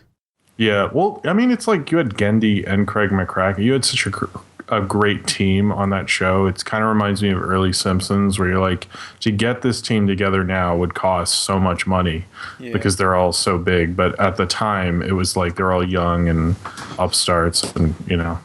One episode that scared me when I was little was the Boogie Frights episode, where like under the bed where it was like disco.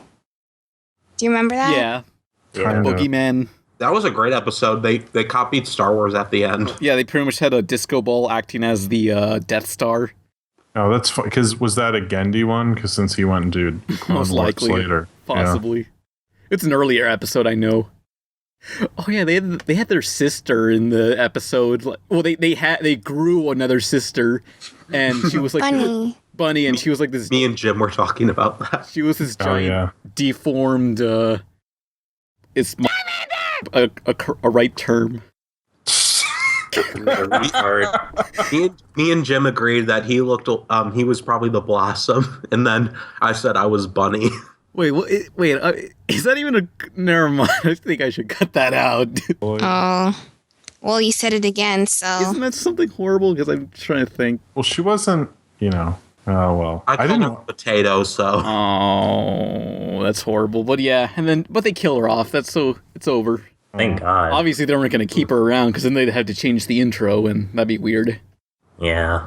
Did I kind of don't remember Dexter being Dexter was like a different style than Powerpuff Girls, like even the backgrounds and stuff, right? A little different, but oh, it's kind of the same, or kind of. Well, they look. I mean, you can tell they're from the same like group of people in a way. yeah. Well, there was this animation studio in the early '60s, late '50s called UPA, and Gendy's really influenced by it, and people always claim Samurai Jack is a huge UPA influencee, but when I was watching Powerpuff Girls, I was like, this is like the most UPA influenced thing I think I've ever seen. Like he clearly loved UPA at the time. Yeah, I mean, when I see Powerpuff Girls, like I think like Underdog, which is not Upa, it's something else.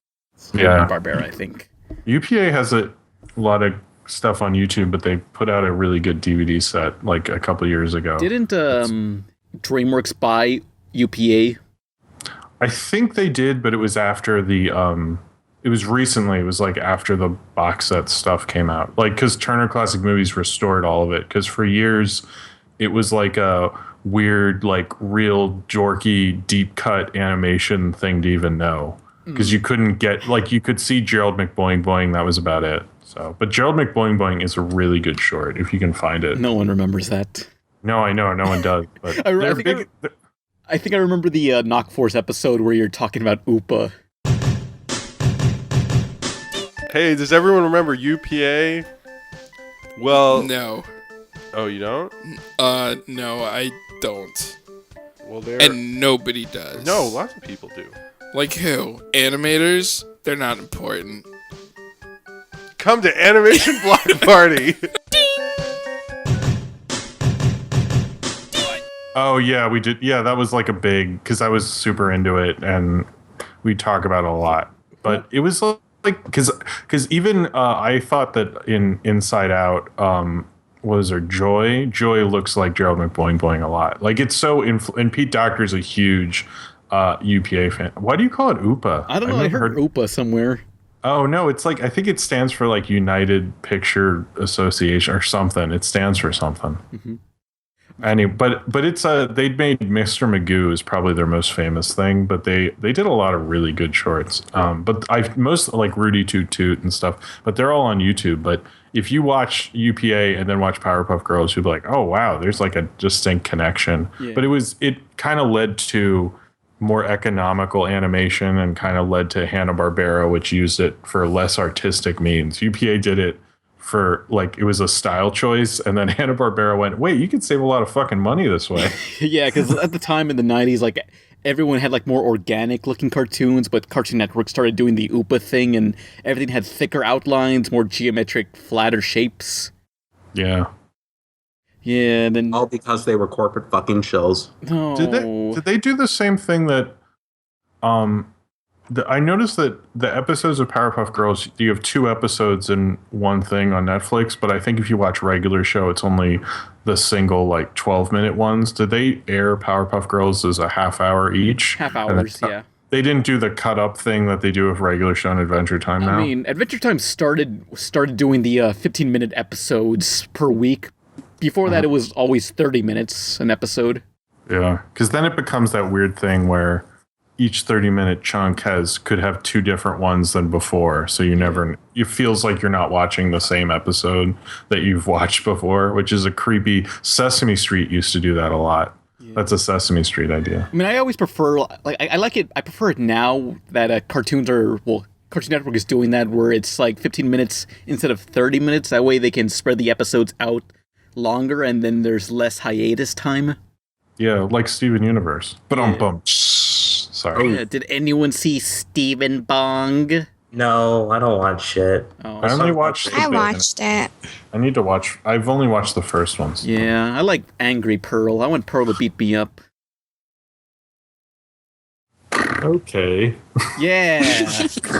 Pearl's great. She's a fucking asshole in the newer episode. Well, she was an asshole in the 80s or whatever. You know what I mean? I like the complexity with that show because it's like how at the beginning the gems are like, it's like your parents. Like when you're a kid, you think they're like great, and you don't realize they're like people. And then kind of part of growing up is realizing your parents aren't like these superhero, like non-emotional people.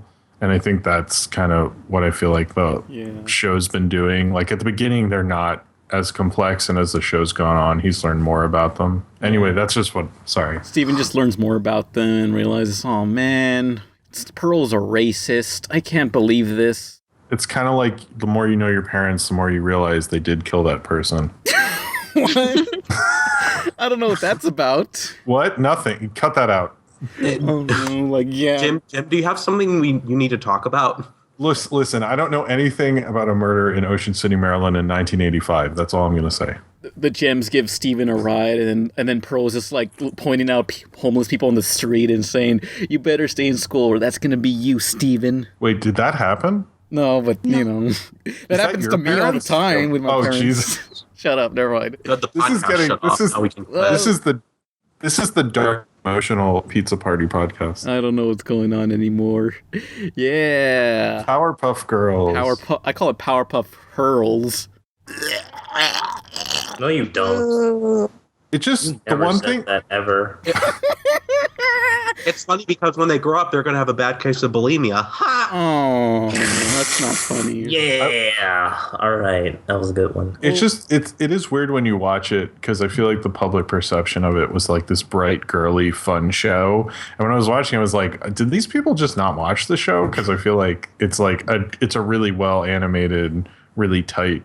Kind of dark show. Yeah, it's like not what you'd expect it to be from like if you just looked at the merchandise, you know, which I think is kind of cool.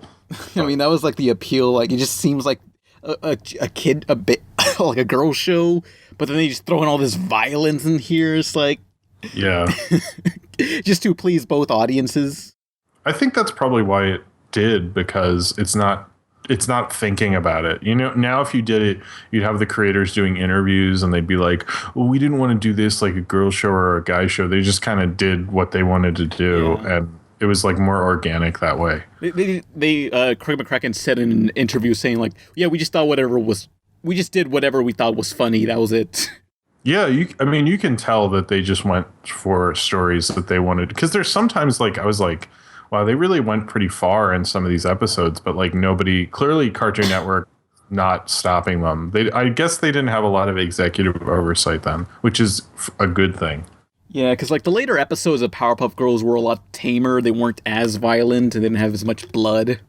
Yeah, that's not as much fun. But I think the earlier ones had a real good flow and energy where you like could tell like those guys were like hungry to make good animation and knew that they were in a good position and they were taking advantage of it. And that's like a fun thing to watch. That's like like even Adventure Time and regular show at the beginning where they're like, let's just put all our foots forward because who knows how long this is going to last kind of feel, which that's always fun to watch.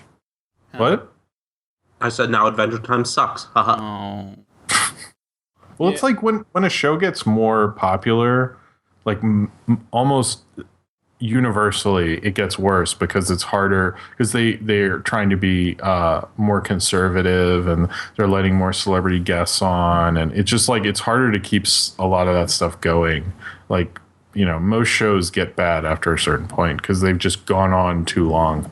I mean, you know, recently there was 5 nights of new Adventure Time episodes, and I had no idea. Like nobody was talking about. Yeah, nobody. I noticed that too. It was like nobody said anything. I was like, I looked at my DVR and suddenly I had 5 more Adventure Times. I was like, what the hell happened? It seemed like the fandom just died. Like 2 years ago, like you would have heard like all these people like freaking out over the new episode and making all this fan art, but now it's just like, where is everyone? Everyone just went. It's because it's like a hot topic thing now. It's just like the Adventure Time just became some hipster shit. Where wasn't it always hipster shit? Well, it was. But it got more worse. Like I feel like now and now they're so busy trying to sound fucking deep. They're like fucking in. They're in space now, so you know, like they ran out of ideas. Oh yeah, that's like the last straw. Like, okay, we have nothing. We don't know what to do. Ben's like a reincarnation of a meteor, and then he was a butterfly, and then he became a human. The continuation plot thing just made it too complicated for people because, like, I remember There's an Adventure Time T-shirt I have, and I anytime I'd wear it, someone would come up to me and tell me how awesome Adventure Time was. And now when I wear it, people like, "What the fuck is that shit?" Like nobody cares anymore. Like it's just like because it's harder to. I think it worked better when they had a little bit of plot and then had a lot of off episodes, but now it's just not as cool because of that. And I think it's also like harder to. Because I don't think Netflix has it anymore. It's on like something else, right? It's on Adventure Hulu. Time shirt. That is so 2011. I got like, I don't know. People still comment on my BMO phone case. But like, okay, the problem with Adventure Time is like it was never meant to have a storyline. It was just a bunch of random episodes, and they tried doing a storyline, and people were like, "Whoa, they're doing a storyline." Literally, the businessman episode came out, and the crew was just like, "Oh, it's in a post-apocalyptic universe now." So, Yeah, it was also that everybody who made the show good isn't there anymore. Yeah, right? everyone left, and now it's filled with a bunch of hipsters who think what they're saying is clever and smart. I mean, that's like what happens with most shows is like whoever comes in the first couple of years makes it great, and then those people leave and do other stuff, and then the people that are left just aren't as creative or as interesting or as trailblazing. You know, I mean, all these people like. I know what I'm going to say, so I'm not going to say it. The original people like created the show, so now you have a bunch of other people coming in who are trying to replicate what those people did, and it's not their show. That's the problem. That's why new SpongeBob sucks. Also,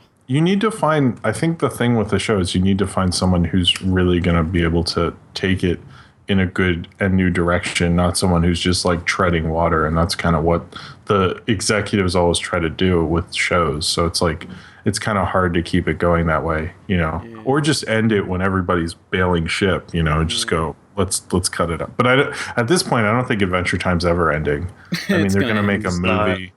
They made a post like way back when where someone said, "Do you think Adventure Time's going to end?" And then you said, "No, it's going to be the new SpongeBob." Oh, that was like your first ever when you first made a Tumblr, so you predicted that shit.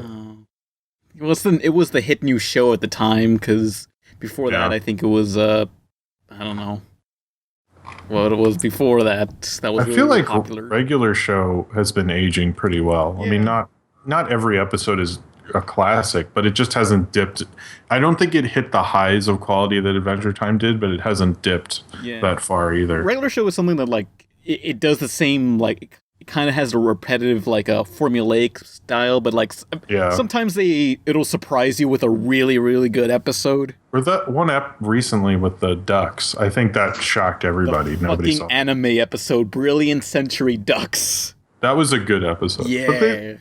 That's a show that's so formatted, it's like crazy. But at least they realize it and break from it occasionally. Yeah.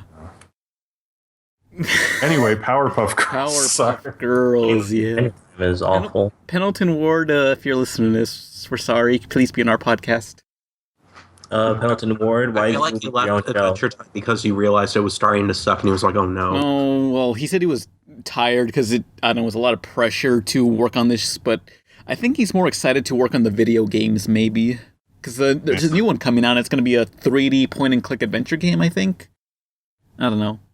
Why the fuck do you want to play a point-and-click adventure game? Oh, I don't know. I'm still waiting for Adventure Time Skyrim. Yeah. It's so fucking obvious. Yeah, but I don't know. I think at this point, maybe it's too late. Yeah. Like, what they need to do is, like, make Adventure Time Kai, like, condense... Never mind. That's stupid. Never mind. Yeah, it was.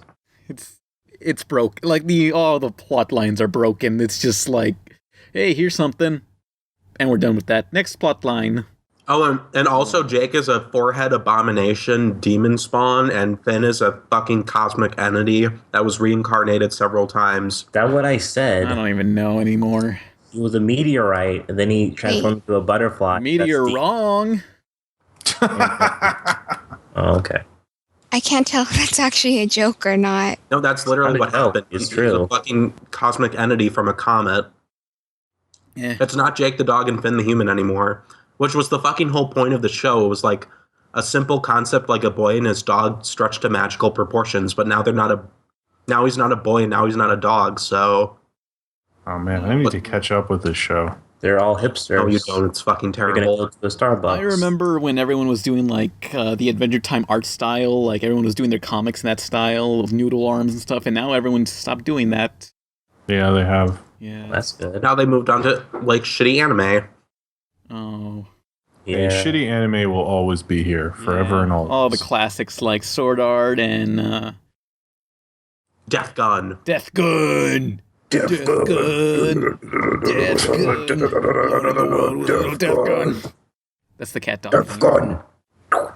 Death Gun. Yeah, so there's a bad guy named Death Gun in Sword Art Online. And you have a metal theme song, I hope. Oh yeah, like I was watching it yesterday, like the Death Gun says to the main character, "I'm gonna kill you. Probably." Hell yeah. Wait, he said probably? I don't know why he said probably. I'm going to kill you, maybe. I don't know. Maybe. Depends if I feel like it. Guess, you know. I have to help my mom with shorts later today, so I don't know. Fuck. So stupid. I need to do a video on Sword Art Online so bad. Oh, there's a lot in the comments are saying, you mentioned Sword Art Online, bring, I think this person's name, Digibro, Douchebag Chocolate, I believe, on the podcast. So someone who made a Sword Art Online review just to bring them in. I don't know, do lazy ass people on YouTube. I don't know them. Whatever. Yeah. Sword Art Online. When are you gonna get like Shane Dawson to show up on your podcast? You're even gonna get Mr. Anime. I'm still waiting for that episode. Oh yeah, the Mr. Anime like prison invitation episode. Hell yeah. Like, we gotta go into a prison and record from there. Like that's gonna be the greatest. That'll be in like 50 years when he gets released, hopefully. For those who don't know, Mr. Anime was this reviewer I used to like, and he made some funny reviews of like Inuyasha and stuff, and eventually it turned out that he slaughtered his family in a shooting. Whoa. And That's still really funny, haha. And now he's in prison. Well, they should have let him finish Ninja Scroll. What the fuck? He just wanted to be like Itachi from Naruto. Oh god, he's in Dead Man Wonderland now. It wasn't him, it was the Red Man. The Red Man. That would be fun if he actually did that. I wonder if he gets his anime in prison. Actually, I read a thing about how they're trying to send Dungeons and Dragons books to prisons because there's prisoners who like to play RPGs and they don't have access to them. So I was wondering like if there are other charities that do anime and movies and stuff. But where would you watch them? Because I don't think they let you have laptops in prison. That must suck. I bet Mr. Anime has like made his own fan manga or whatever, continuing with Inuyasha. Damn. Oh jeez. I bet he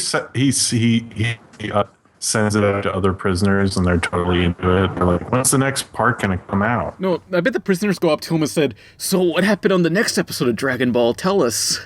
Oh, does Goku defeat Frieza? See, I feel like it's probably a lot more depressing and way more rapey, so it's not that. Sorry. So anyway, do you recommend? Can't say the R word on this podcast, Jim. You can't say rap, okay? Oh no! I just because that's what Christian podcast now. You can say who's rappers. Christian? Christian. Is that You someone's mean Christian name? West Chandler? Oh. Yeah. Oh, maybe we can get Chris Chan on the podcast. They would love to. We can have another Sonic podcast themed episode. Howdy, y'all. This is Howdy, Christian. y'all. Hey, girl. It's Christine now, apparently. Oh, okay. Christine. Sounds so. Wait, is Christian in prison too? Is he and Mr. Anime going to work together to break out? I think they went into. Yeah, are they in prison now? Did that happen? He was in prison for like a couple days. Well, I wouldn't say prison, I'm just more like jail, because he went into a GameStop and they had the Sonic Boom cutout thing, and he was like super mad that Sonic had blue arms. Yeah, that he had blue arms. So what he did was like he defaced it, and the GameStop employees were telling him to get out. So what he did was he got out his pepper sprayed the employee, then walked out. Don't call anyone. That was their actual words. Don't call anyone. Don't call anybody. I'm out, y'all.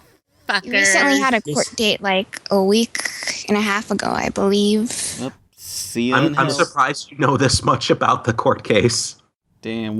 Well, it's gonna be on the new episode of Law and Order. You got to keep up with that, you know. Yeah, Law and Order had Gamergate. Hey, it's They're gonna be. interesting. I mean, like, Yeah, Law and Order had Gamergate. Now they're gonna have Christian Weston Chandler. we gotta sink even lower, like maybe the ET episode.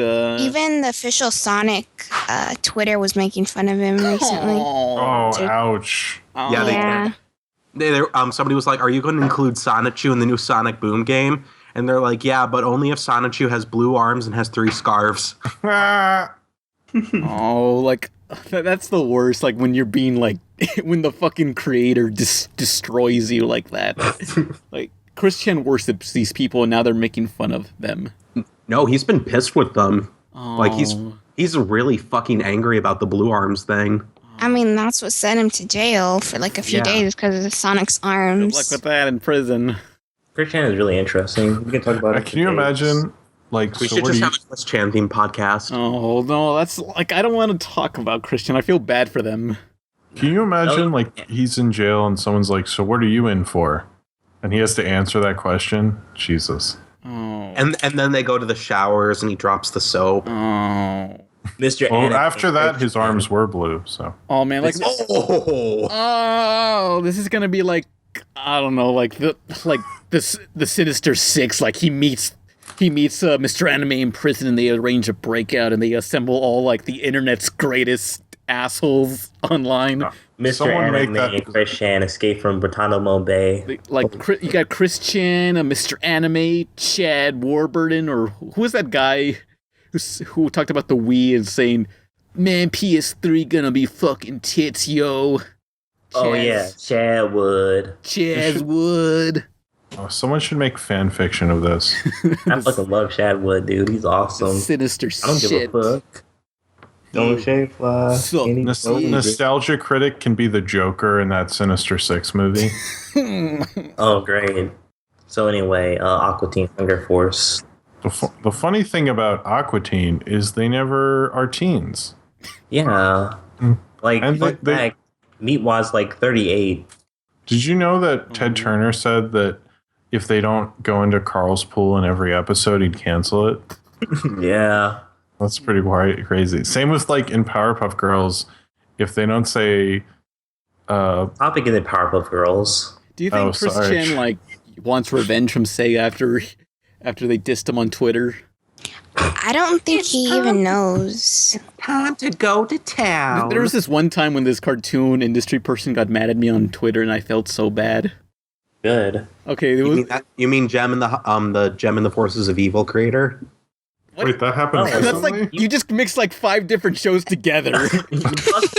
Drunk. I don't know. One Saturday night, I thought. Oh yeah, I was there. That was funny. One Saturday night, I just got done watching the movie Kick-Ass 2, and I was on Skype with Ken and Cheerlism, and I don't know. I just thought it would be really, really funny to draw this character falling down the stairs. Draw her falling down the stairs. Like it was a picture of me pushing her down the stairs, saying, "You know what your one weakness is? The stairs." And I thought it was so funny. Although the creator of that saw it, and they didn't talk to me, but they just posted a message on Twitter saying, "I like drawing for fans, but when they draw my characters falling down the stairs, not so much." And I felt so bad, and I wrote a big apology letter to them, and I felt awful. You write suck up apology letters all the time whenever you diss somebody. I'm sorry, I liked your show. I don't want. I'm sorry, I told you off. You should have read his apology letter to DreamWorks after we did the Shrek episode. Oh no. DreamWorks should be apologizing to us. I'm sorry, Nolan is an asshole and made fun of you, Jesse Moynihan. Oh. I'm sorry we said Shrek over 200 times. DreamWorks should be happy. They're going to try to make another Shrek movie. We're giving free advertising. Like, they got to catch it on the Shrek craze before it's gone. They have been, though, that, like, DreamWorks' YouTube channel uploads Shrek vlogs. Shrek vlogs, but Mike Myers isn't in them, so what's the point? Donkey! The most amazing thing happened to me today. He has, like, kind of almost... I don't give a fuck, Shrek. But, the cartoon creator is cool now with me. They like me. I remember they reblogged my my one video, the top 10 pilots video, and they reblogged it but then later on I checked on their blog and I noticed they took it down, and I was like, why would they do that? And then I realized, oh wait, it was the porn scene in there. The scene where I edit in like a sequence where one of the characters is getting tentacled. And then Zone Tan commented on it and said, I like number 5 the best is the number where it happened. Yeah, although it was not the creator of modifiers, no. It was something else. But yeah, they were, we're cool now. We're cool. Yeah. I was cool with Butch Hartman once on Facebook. The creator of Fairy Odd Parents. Tell us about Butch Hartman. I don't know. I added him on. It's his legit account because he had other like famous people in there. But I added him, and I was surprised he added me back. We never talked before, but You're in love. I don't know. It was just really weird seeing him post about his personal life, and I felt creepy because he's like really, really hot to me. Oh no, Nicolas, no, no. What? He's like older than you. Butch Hartman, if you're listening, I'm so sorry. I'm your daughter's age. Which is not 12, by the way. It's 18, almost 19 in 2 months. 13. Jeez. But that's beside the point. Is just the noise Pan made was the most inhumane thing. Can we get like a slow-mo replay of that on the actual podcast?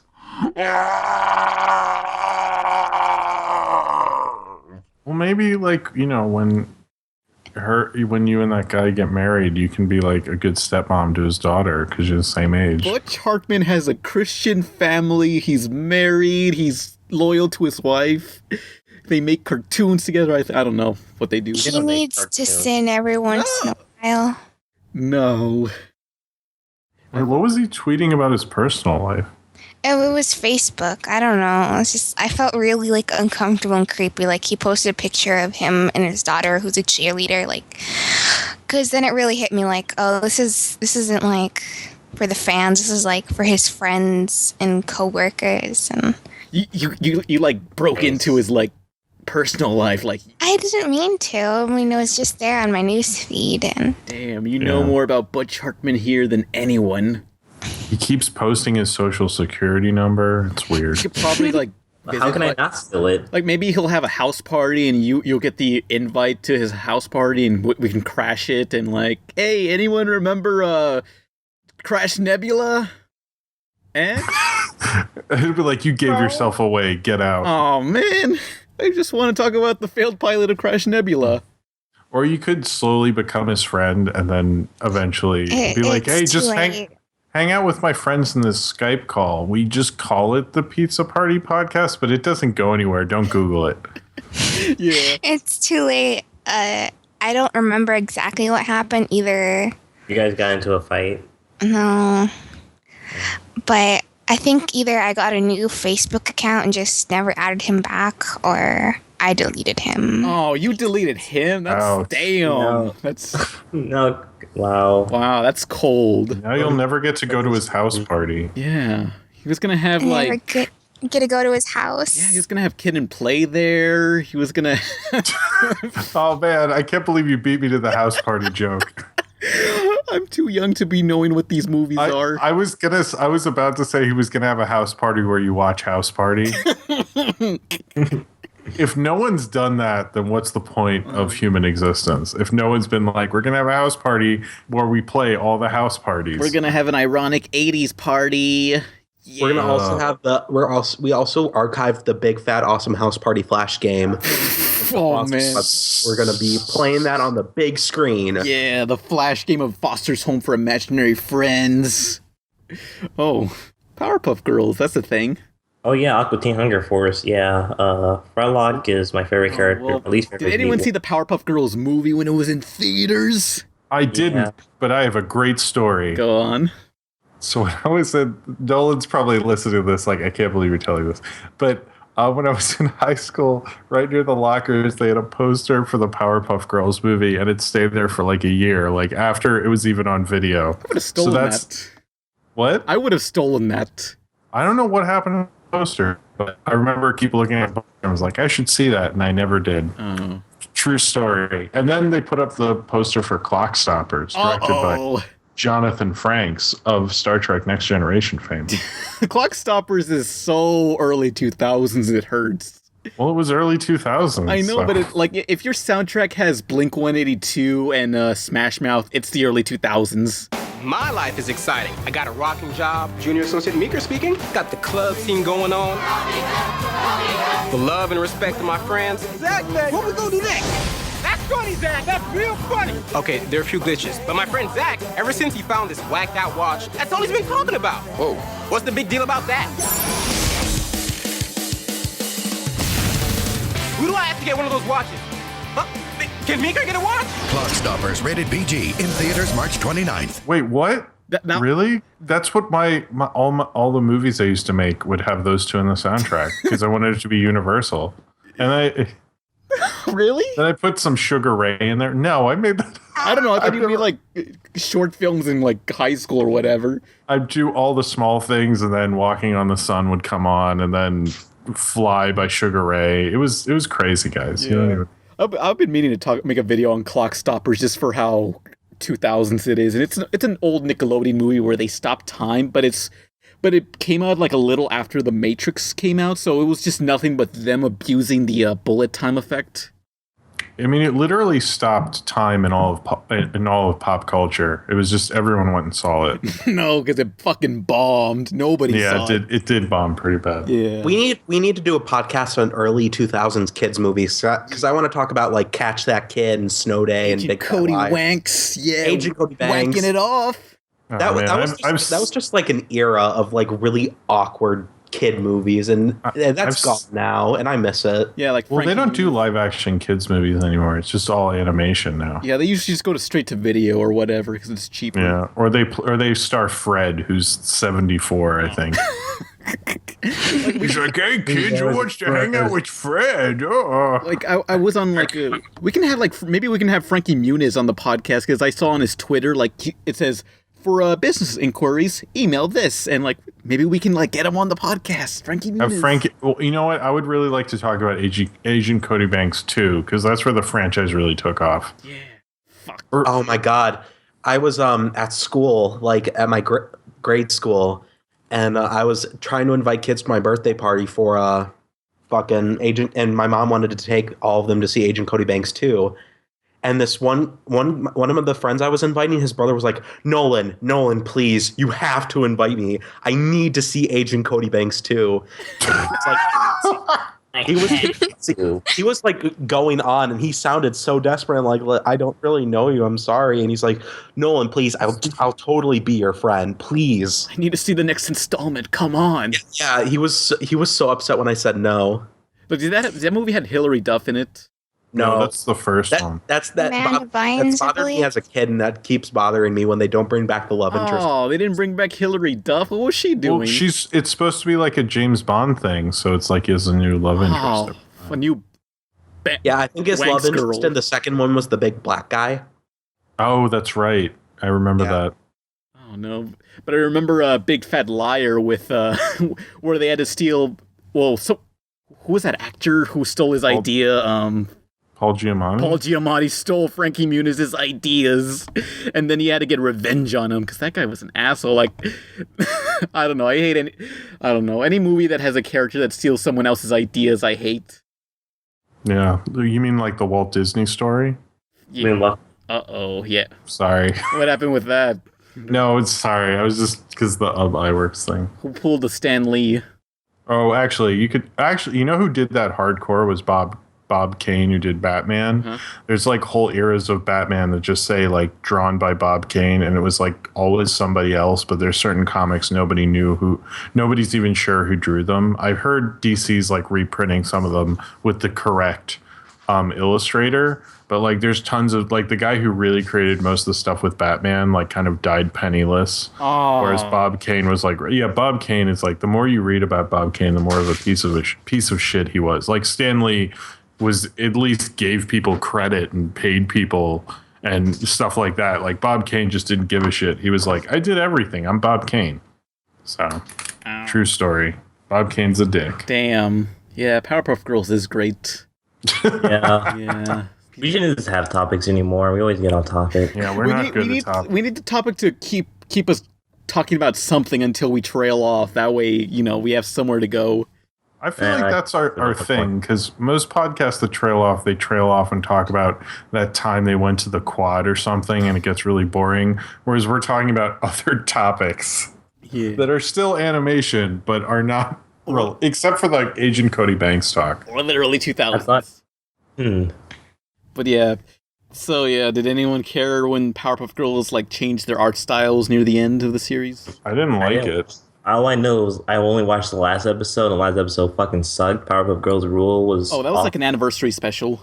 All that was this They fucking... sped it up, right? Okay, so what happened was there was a 10th anniversary, and it was supposed to be an hour long, but the Cartoon Network said, yeah, you had to make this 30 minutes, but the episode was already done, so what they did was they just sped up the footage, so it's half.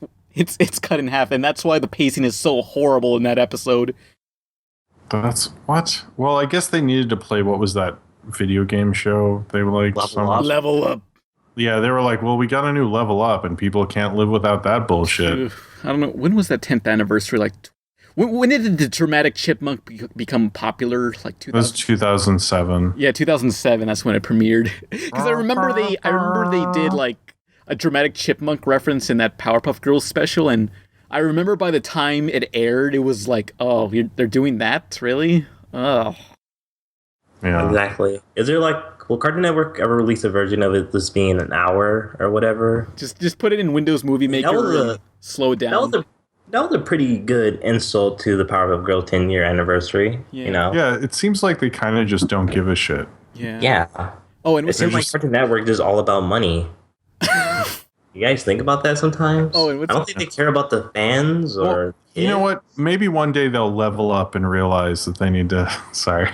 You know what's crazy is that when that anniversary special premiered on Boomerang, they made this commercial saying, the Powerpuff Girls are now on Boomerang, and they played that fucking commercial for I kid you not, 10 years, and they just kept playing it and playing it until last year.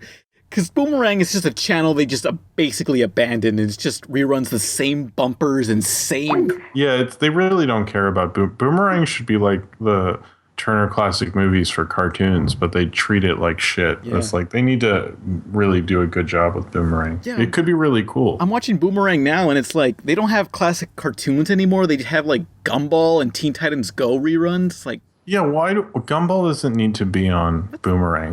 Play older stuff. It needs a place to go. Although, you know what's crazy is in Mexico, Boomerang has just become this dumping ground for all these live action sitcoms, kid sitcoms.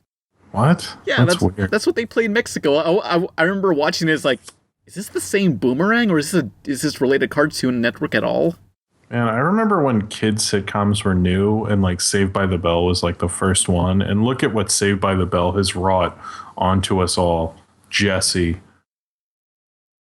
Oh, jeez. Yeah, I mean, all these all these Disney sitcoms kind of just feel the same. Ken left. Well, Saved by the Bell was originally on Disney Channel. I don't remember that at all. It was called Good Morning Miss Bliss. Oh, yeah. And then took place in Minnesota, and then they rebooted it for California and put it on NBC. Yeah, and Ken left. Ken had enough of these sitcoms. Oh, is that what that was? Bye. Ken was like, what is this? Remember when Adult Swim played Saved by the Bell, and they said, and they had that bumper because someone said, what is this, the crappy Saved by the Bell network? Yeah. And that was the name of the of Adult Swim. It was they played that and also Pee-wee's Playhouse. That was cool though, because it hadn't aired in forever. Yeah, and it was just it's such a weird show to look at. It's I remember thinking I used to watch this? What is this? This is horrifying. Oh my god. I mean, what scares me is that character Globy, this globe with tiny little beady eyes and a gigantic nose. It was I like Pee-wee's, but Pee-wee's is like a kid show for adults, you know. Well, I mean, didn't it start out as a stand-up routine by Paul Rubin? Yeah, it did. Yeah. But Yeah. Should we take a break till Ken comes back, or I don't know. Let me see. or should we do questions, or Where's his? I just realized my bank account is in the negatives. Well, that sucks. What are you buying? I bought cake mix and stuff so I could make a cake for my dad, and I got ice cream. So it's not much money. You're in debt because of ice cream? Yes. Oh, man. Nice going. Was it worth it? Yes. What does the cake taste like? The cake is a funfetti cake with vanilla frosting and Reese's Oreos crumbled in between and on top. Reese's? A Reese's peanut butter cup Oreos. It's wait out. Now I don't even know how to pronounce it anymore. Racist. Reese's. And do you guys ever eat at Cold Stone? Sometimes. Yeah. Sometimes, not very much. Yeah, I got the chocolate devotion with cookie dough mixed in. That shit is delicious. Oh, now I kind of want to go to Cold Stone. It was really hot though, and they filled the ice cream way over the top, so it was like melting and it got all over my hand. I'm like, damn, son, chill. Did they sing a song? I know how that is. I was listening to Rent while I was eating. I hate these like franchises that sing to you like I don't know, I just don't want to be there. I just want to leave. That's why I don't shop at Target anymore. Like, you know, like Target doesn't do that. No, sorry. I like that it took you a minute. Go, wait, what did he just say? Like, I don't know, like these restaurants like Joe's Crab Shack, like they start dancing during, like the waiters start dancing. It's like, I don't want this. I want to leave, please. Or I just don't like people who, when you come into a store, like follow you and keep asking you if you need help. I'm almost like, no, I would fucking ask you. Leave what me the alone. hell? I don't want to just talk to you. Just stand over there and like look at your phone or something. Like I'm not your entertainment. I don't know. Jesus. It's just like secondhand embarrassment. Like, I want nothing to do with you people. Don't talk to me, please. I went to Walmart only one time because I needed the hooks for the shower curtains. So me and my mom were there, and we were like, "Hey, miss, can you help us?" And she was like, "No. Well, I'm about to leave. I need to get my paycheck." And we were like, "Well, I mean, we just have one quick question. You don't need to take us anywhere." And she was like, how about you? I'm sure there's someone else on the floor," and then she kept walking. Fuck you. Or something like that. Well, Asshole. hey, Ken's back. Ken's back. We're talking about secondhand embarrassment at retail places, you know. Oh, we're on questions. Not yet. We're getting there. So if you go into like a restaurant like Joe's Crab, please stop dancing in the middle of the place. I don't want this to become like Mac and Me, where everyone's dancing in McDonald's. No, if you see Pan and you work at Crab Shack, since we all know what he looks like, start dancing for him. No, please. No one knows what you're fine. Don't worry. Like, unless they figure it out. What do you look like, Pan? Dewey? Shiv from Zem Invaders or whatever. Someone asked me on Tumblr, and I said it looked like their mom, and that their mom was secretly Pan this whole time. I was like, how come you never wondered where your mom went every 2 weeks for a couple hours? Yeah. Powerpuff Girls, like, okay, there was the other special Dance Pants, which came out 2 years ago, 2014, I think. I don't know. Yeah, it was around then. Yeah, it was an episode. It had Ringo Starr. Apparently, Craig McCracken's a huge Beatles fan, so he apparently I feel like that's how they got him back. Yeah, he likes to beat it to Beatles. But Craig McCracken was involved in Dance Pants? Nope. But, he wasn't? I thought he was. Nope. Sorry. Not involved. He was busy with Wander, but there was that episode of the Powerpuff Girls where they just made a whole bunch of Beatle references through the whole thing. Which episode? I forgot. It was called the Beat Alls. Like, four of the Powerpuff... Okay, the four bad guys, I think it was him, Fuzzy Lumpkins, Princess, and Mojo Jojo. They defeat the Powerpuff Girls this one time, and they say, we beat them. We should call ourselves the Beat Alls, and then like the thing goes to black and white, and it just covers half their faces, like that one album cover, and the whole thing it's nothing but like lyrics mixed into like the into the script. Like they just casually say stuff from the Beatles, and it's just nothing but references. It's like it just beats you over the head with it. It's shameless.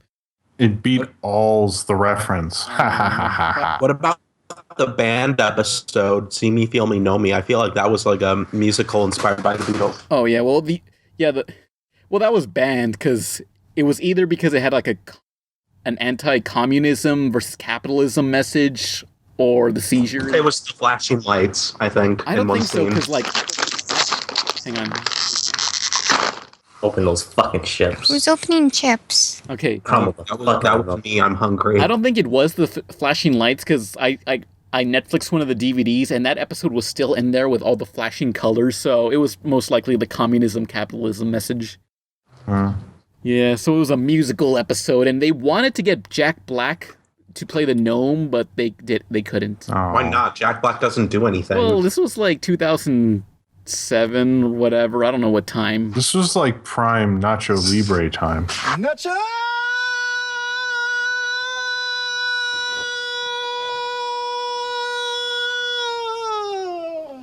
Yeah, like my Mexican family loves Nacho Libre. Nacho. It was such a weird movie, but it was so good.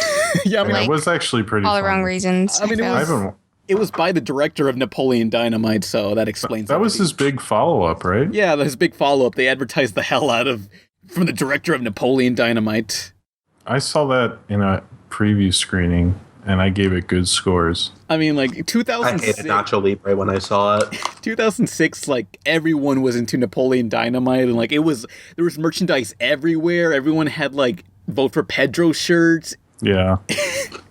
Like it was just that weird movie that everybody either loved or hated. I remember there was this local news report back when I lived in Wisconsin, and they did this whole report on how this guy can do a flawless Napoleon Dynamite impression. This was newsworthy. Wow. They ended it on the most dramatic note possible. How long will his fame last? And then they went on the next. Did they just like fade into black and white and just zoom in? Tonight on Behind the Music. Does someone have that? If you can find that on YouTube, I would love to see it. How long does his fame last? Until this. Mark with the weather. Tonight on Behind the Music. 2 weeks. Oh, and then for some reason they made a Napoleon Dynamite cartoon series like... Yeah, way later. It only had like 3 episodes, I think. 6 episodes. Like they. Oh, it's a fully coolly version of. Yeah, it's like it's the fully coolly of American cartoons. Hell yeah. Yeah, sure. Like, why would you make a Napoleon Dynamite cartoon so many years later? And they got I remember they were like, and we got the whole cast back, and I was like, was that hard? I don't. What else were they doing? It was just basically mid-season filler. That's the whole point of it. Did they lose everyone's number, and they were just proud they found them all again? I don't. It was like that in Alan Gregory, wasn't it? It's like, yeah, right next to Alan Gregory, the like 2 short-lived cartoons nobody remembers. What about Sit Down and Shut Up? Oh, that's the thing. Can you believe that some people actually think Alan Gregory is good? Oh. It's pretty depressing. Well, they all work for Jonah I remember Hill. the show, but I can't like at all. Yep, that was a TV show, all right. I know it was like it was about a little kid, right, or whatever. Little kid, like Stewie Griffin. He was smart, but he was a little kid. Yeah, that was a thing. Oh, that's it? That's all you remember of the show? Yeah, Napoleon Dynamite truly was our greatest film ever made. Yeah, and then the director went on to make Nacho Libre, and then nothing. I think he's done other stuff, but no one saw it. Yeah, no one. He just died out. So let's get into the questions. Questions.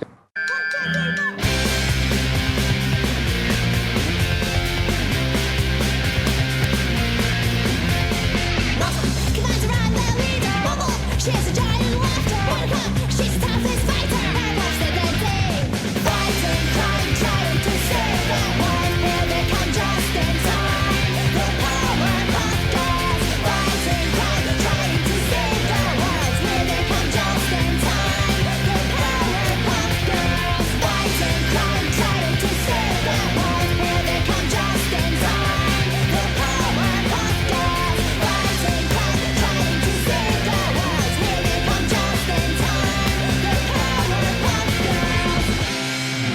Thunderstorm just blew the fuck out of my Wi-Fi and gave me a little spooky spook. Actually, that happened to me too. I just had like a sudden rainstorm. That's what happened to me back then. Although when, That was this weather. when it rains a lot, that my plumbing goes to hell. Don't be mean. Let's see, questions. If anybody has a question, be sure to start out with the word question so it's easier to find on the YouTube channel. Say, hey, fuck. There you go. Yeah, no. So it's easier to find. I Control F to find the next question, so that's why. So question. The first question is by Eddie Walls. Question, was anybody from your school best friends with an inanimate object like Johnny 2x4 was from Ed, Edd Eddy? You know, like an imaginary friend like Plank? Anyone have that? I tried to draw a face on a wooden plank before, but I think it was really hard, so I stopped. In high school, everyone like got a wooden board whenever we could and just like draw Plank's face on it, but eventually the teachers took him away. What a dick. Yeah.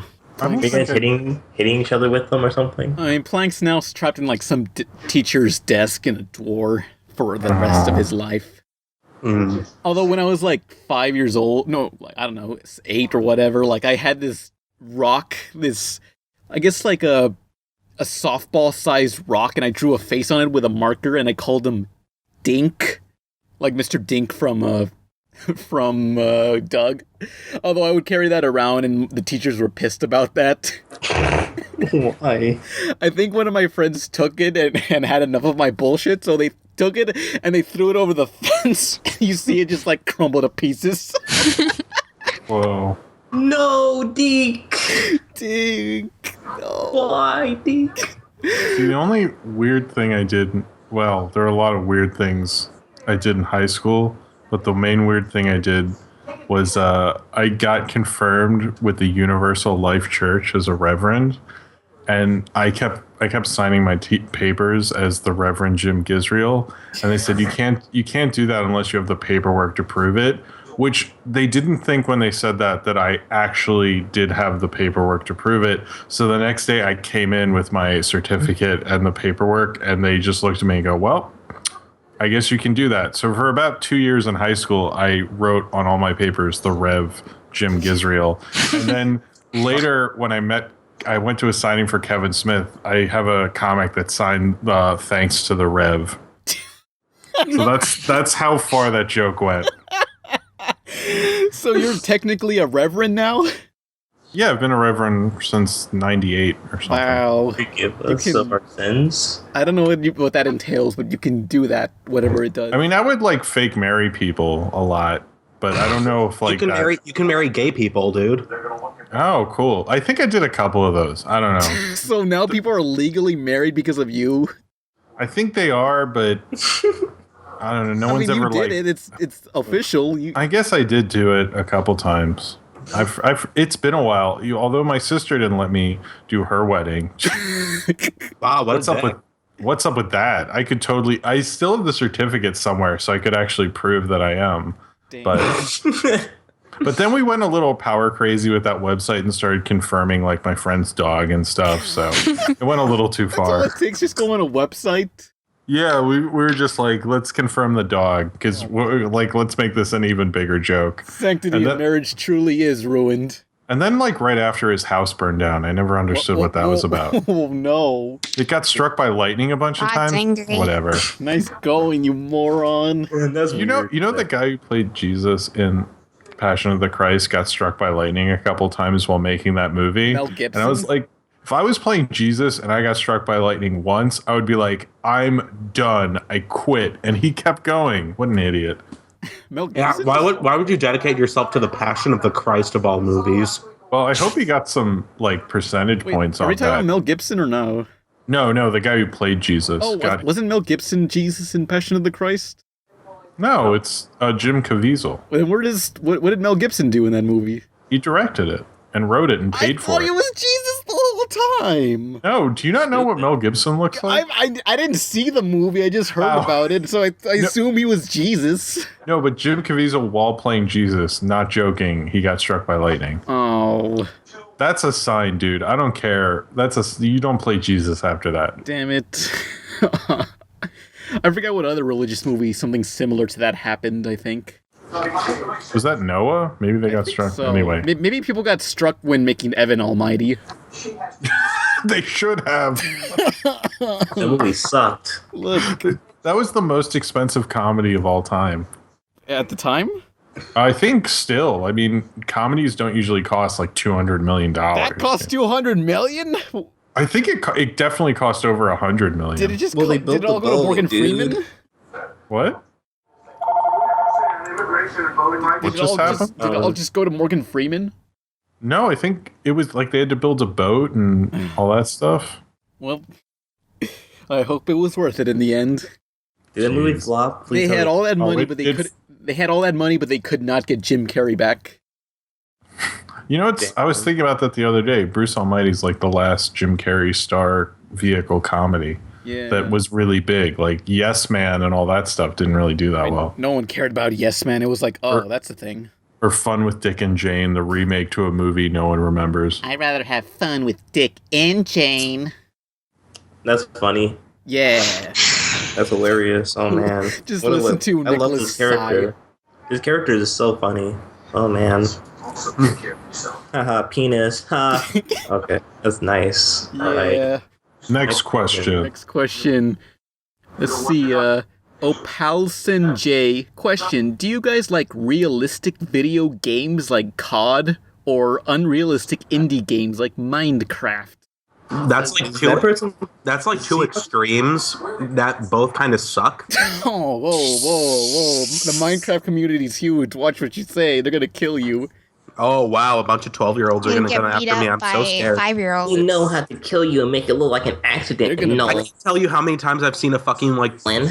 a grade school boy wearing a fucking Minecraft shirt at work, They're like gonna- all the time.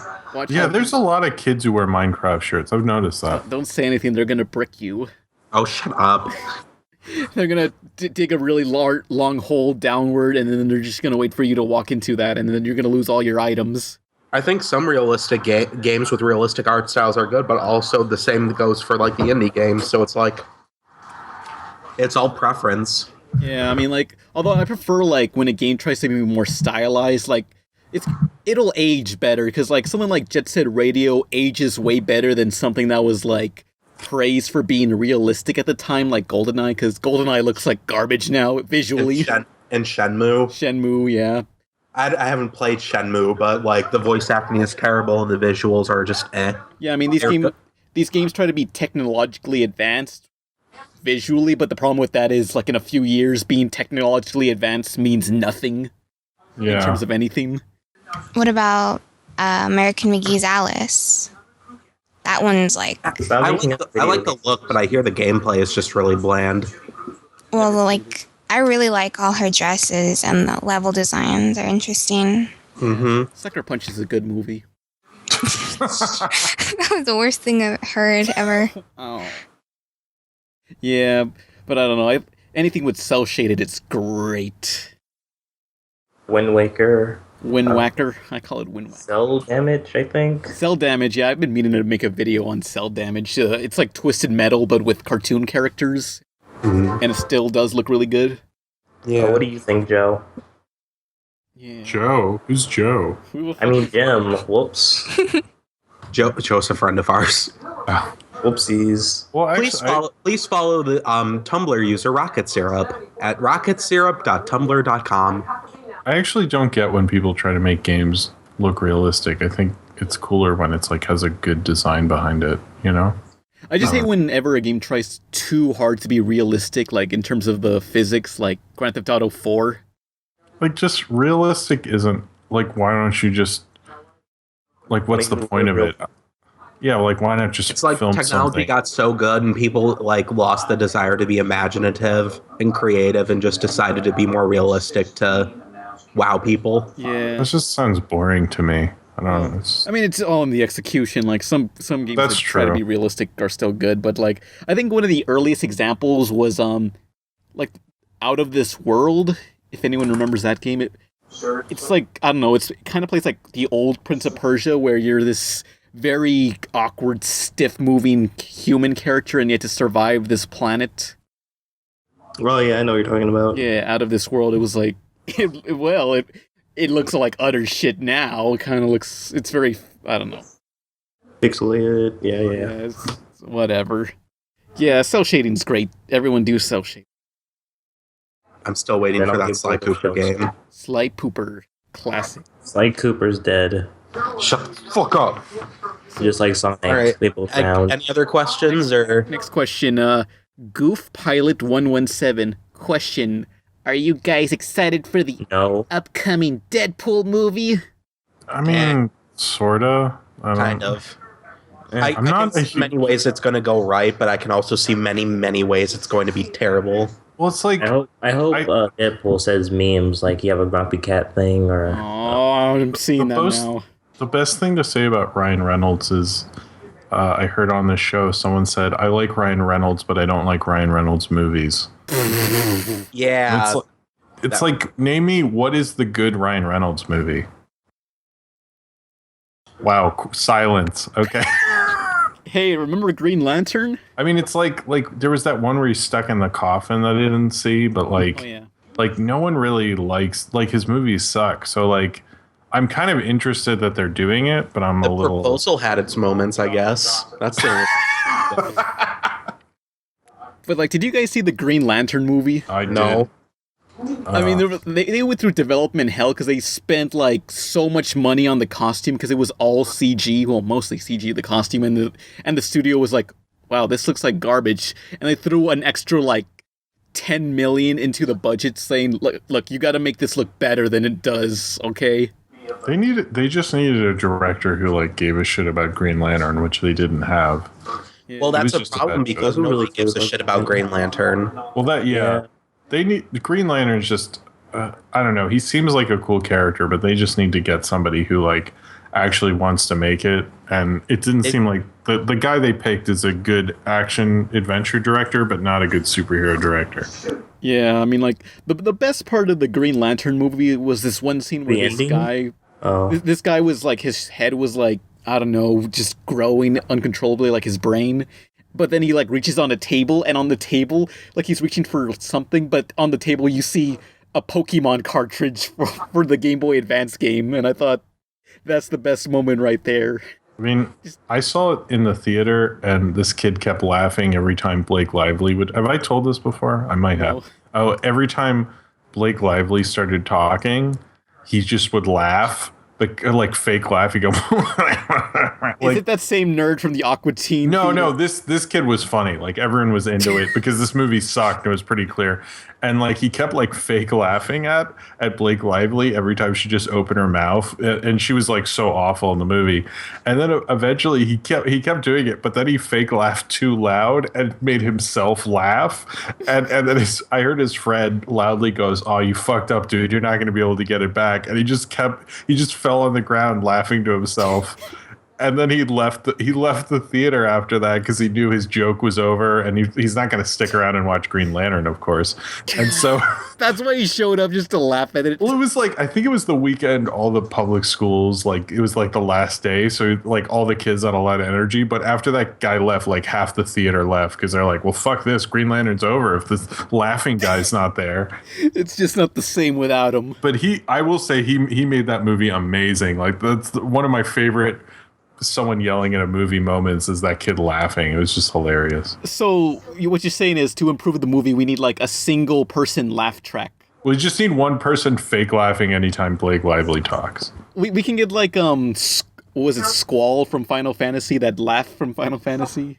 That was Who's Titus. Ha ha ha. Like, what if that was the Big Bang Theory, like, special edition? I'm pretty sure one guy laughed. Somebody edited that video onto Tumblr.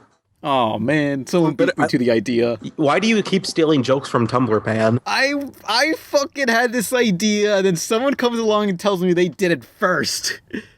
Simpsons. Maybe you should do it first then. Yeah, literally. Here, I got the clip right here. I'll show it to you right now. Oh, speaking of Green Lantern, like, Jim, people were asking, like, what was your problem with people with Green Lantern shirts, Jim? Oh, it wasn't my problem. It was just that's like the super nerd. Like, there's no coming back from wearing a Green Lantern shirt. And because I was gonna buy one, I remember people like sat me down. It was like a intervention. It's like, look, you can't buy that shirt. You're not coming back. You're gonna be the fat nerd if you wear a Green Lantern. Were people objecting to me Stereotyping people in Green Lantern I shirts. wear a Green Lantern shirt. Fuck you, Jim. Look, I'm not saying people who write comments in comic section are the kinds of dorks who would actually wear a Green Lantern shirt, but that was dark. I'm sorry, everyone. Yeah, don't wear a Green Lantern shirt. Buy my shirts. Yeah, buy Pan shirts. Oh, yeah, when's the Buy Pan shirts at URL here. You can buy a Nolan pill shirt in the Redbox link. Where's my... what about Waffle? What do you know about Waffle Shrek t-shirt? I can't copyright that. They'll fucking sue my ass. You don't know. Listen. I have other catchphrases, but I forgot them. Shrunk. But going back to the Deadpool movie, like, I feel Deadpool is kind of like... Dead? In the same vein as, like Invader Zim. Like, it's just, Who cares? It's very... I don't know how to describe it. Just fan pandering, Like, it's too popular in a fandom, and it's just like, Local man in Deadpool costume embarrasses himself and all those around him.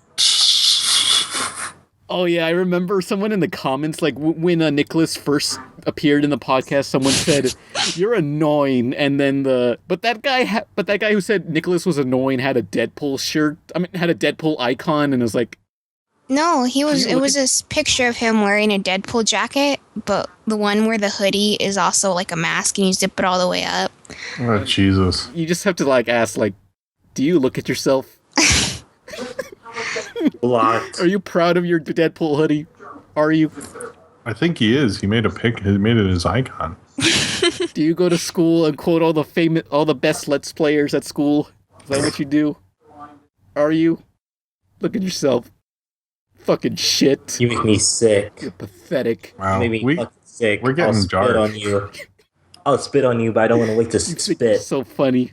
You act outrageous just to get attention, but no one will go out with you. Whoa. Pan. Pan. Are you making fun of me? No, I was talking to my high school self. Sorry. Oh, Jesus. That got, weird. Yeah, I see you fake laughing in the theater. You're trying to impress that girl 2 rows down. Pan, this is getting legitimately sad now. Yeah, MacGruber wasn't that funny. What's going on? Do we have any other questions, or are we done? I guess we're done now. I'm Pan Pizza. Who are you people? I'm kind of weirded out. I'm Jim. I'm gonna wonder about Pan for the next 2 weeks. But anyway, Deadpool movie. At least it's not the shitty X-Men Origins Wolverine Deadpool. So it's gonna be good. It's rated R. Well, it's played by the same person.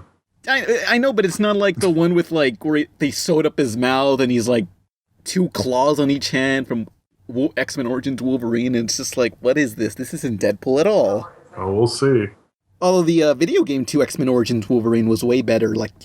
Wolverine could it was a beat 'em up, but Wolverine could grab people inside a helicopter, pull them out of the helicopter, and just shove their head into the blades of the chopper, and you see just blood splatter everywhere. Were we wrapping up the podcast? Yeah, I'm really confused what's going on right now. I'm talking about the X-Men Origins Wolverine video game. Thank you for listening to the Pizza Party podcast. And in honor of the new Smurfs movie, we will play out the Smurfs song. Bye. La la la la la la la la la. Who are you people on Pan Pizza? You can't leave until everyone says their name. Oh, hey, it's Jim. I'm leaving. Yeah, it's Nolan. I'm leaving too. Hey, okay, here I go. And Nicolas. And I'm getting a restraining order again. Come back. I'm Ken, I'm gonna kill myself. Don't leave me, babe. Now add a gun effect. We can work this out. No, it's not happening. I'll be your Deadpool. No. I'll be your epic memes. We can roleplay as that one guy telling you you're dumb. No, that's so gross. No, please. I got my Deadpool hoodie from Hot Topic. Don't go. Come on. Someone please get me out of here. I have a Deadpool Someone shirt. take me to a place where it's safe. You can always click that big red phone button. That hangs up the call. No, wait, I bought a t-shirt. Emily bought me a t-shirt from Hot Topic. It's Deadpool looking through a bunch of comic book issues, and he says, I've got a lot of issues. It's really funny. Enough! Bye! Bye! Bye! Powerpuff! Powerpuff! Blossom! Commander and the leader! Bubbles! She's a joy and laughter! Buttercup!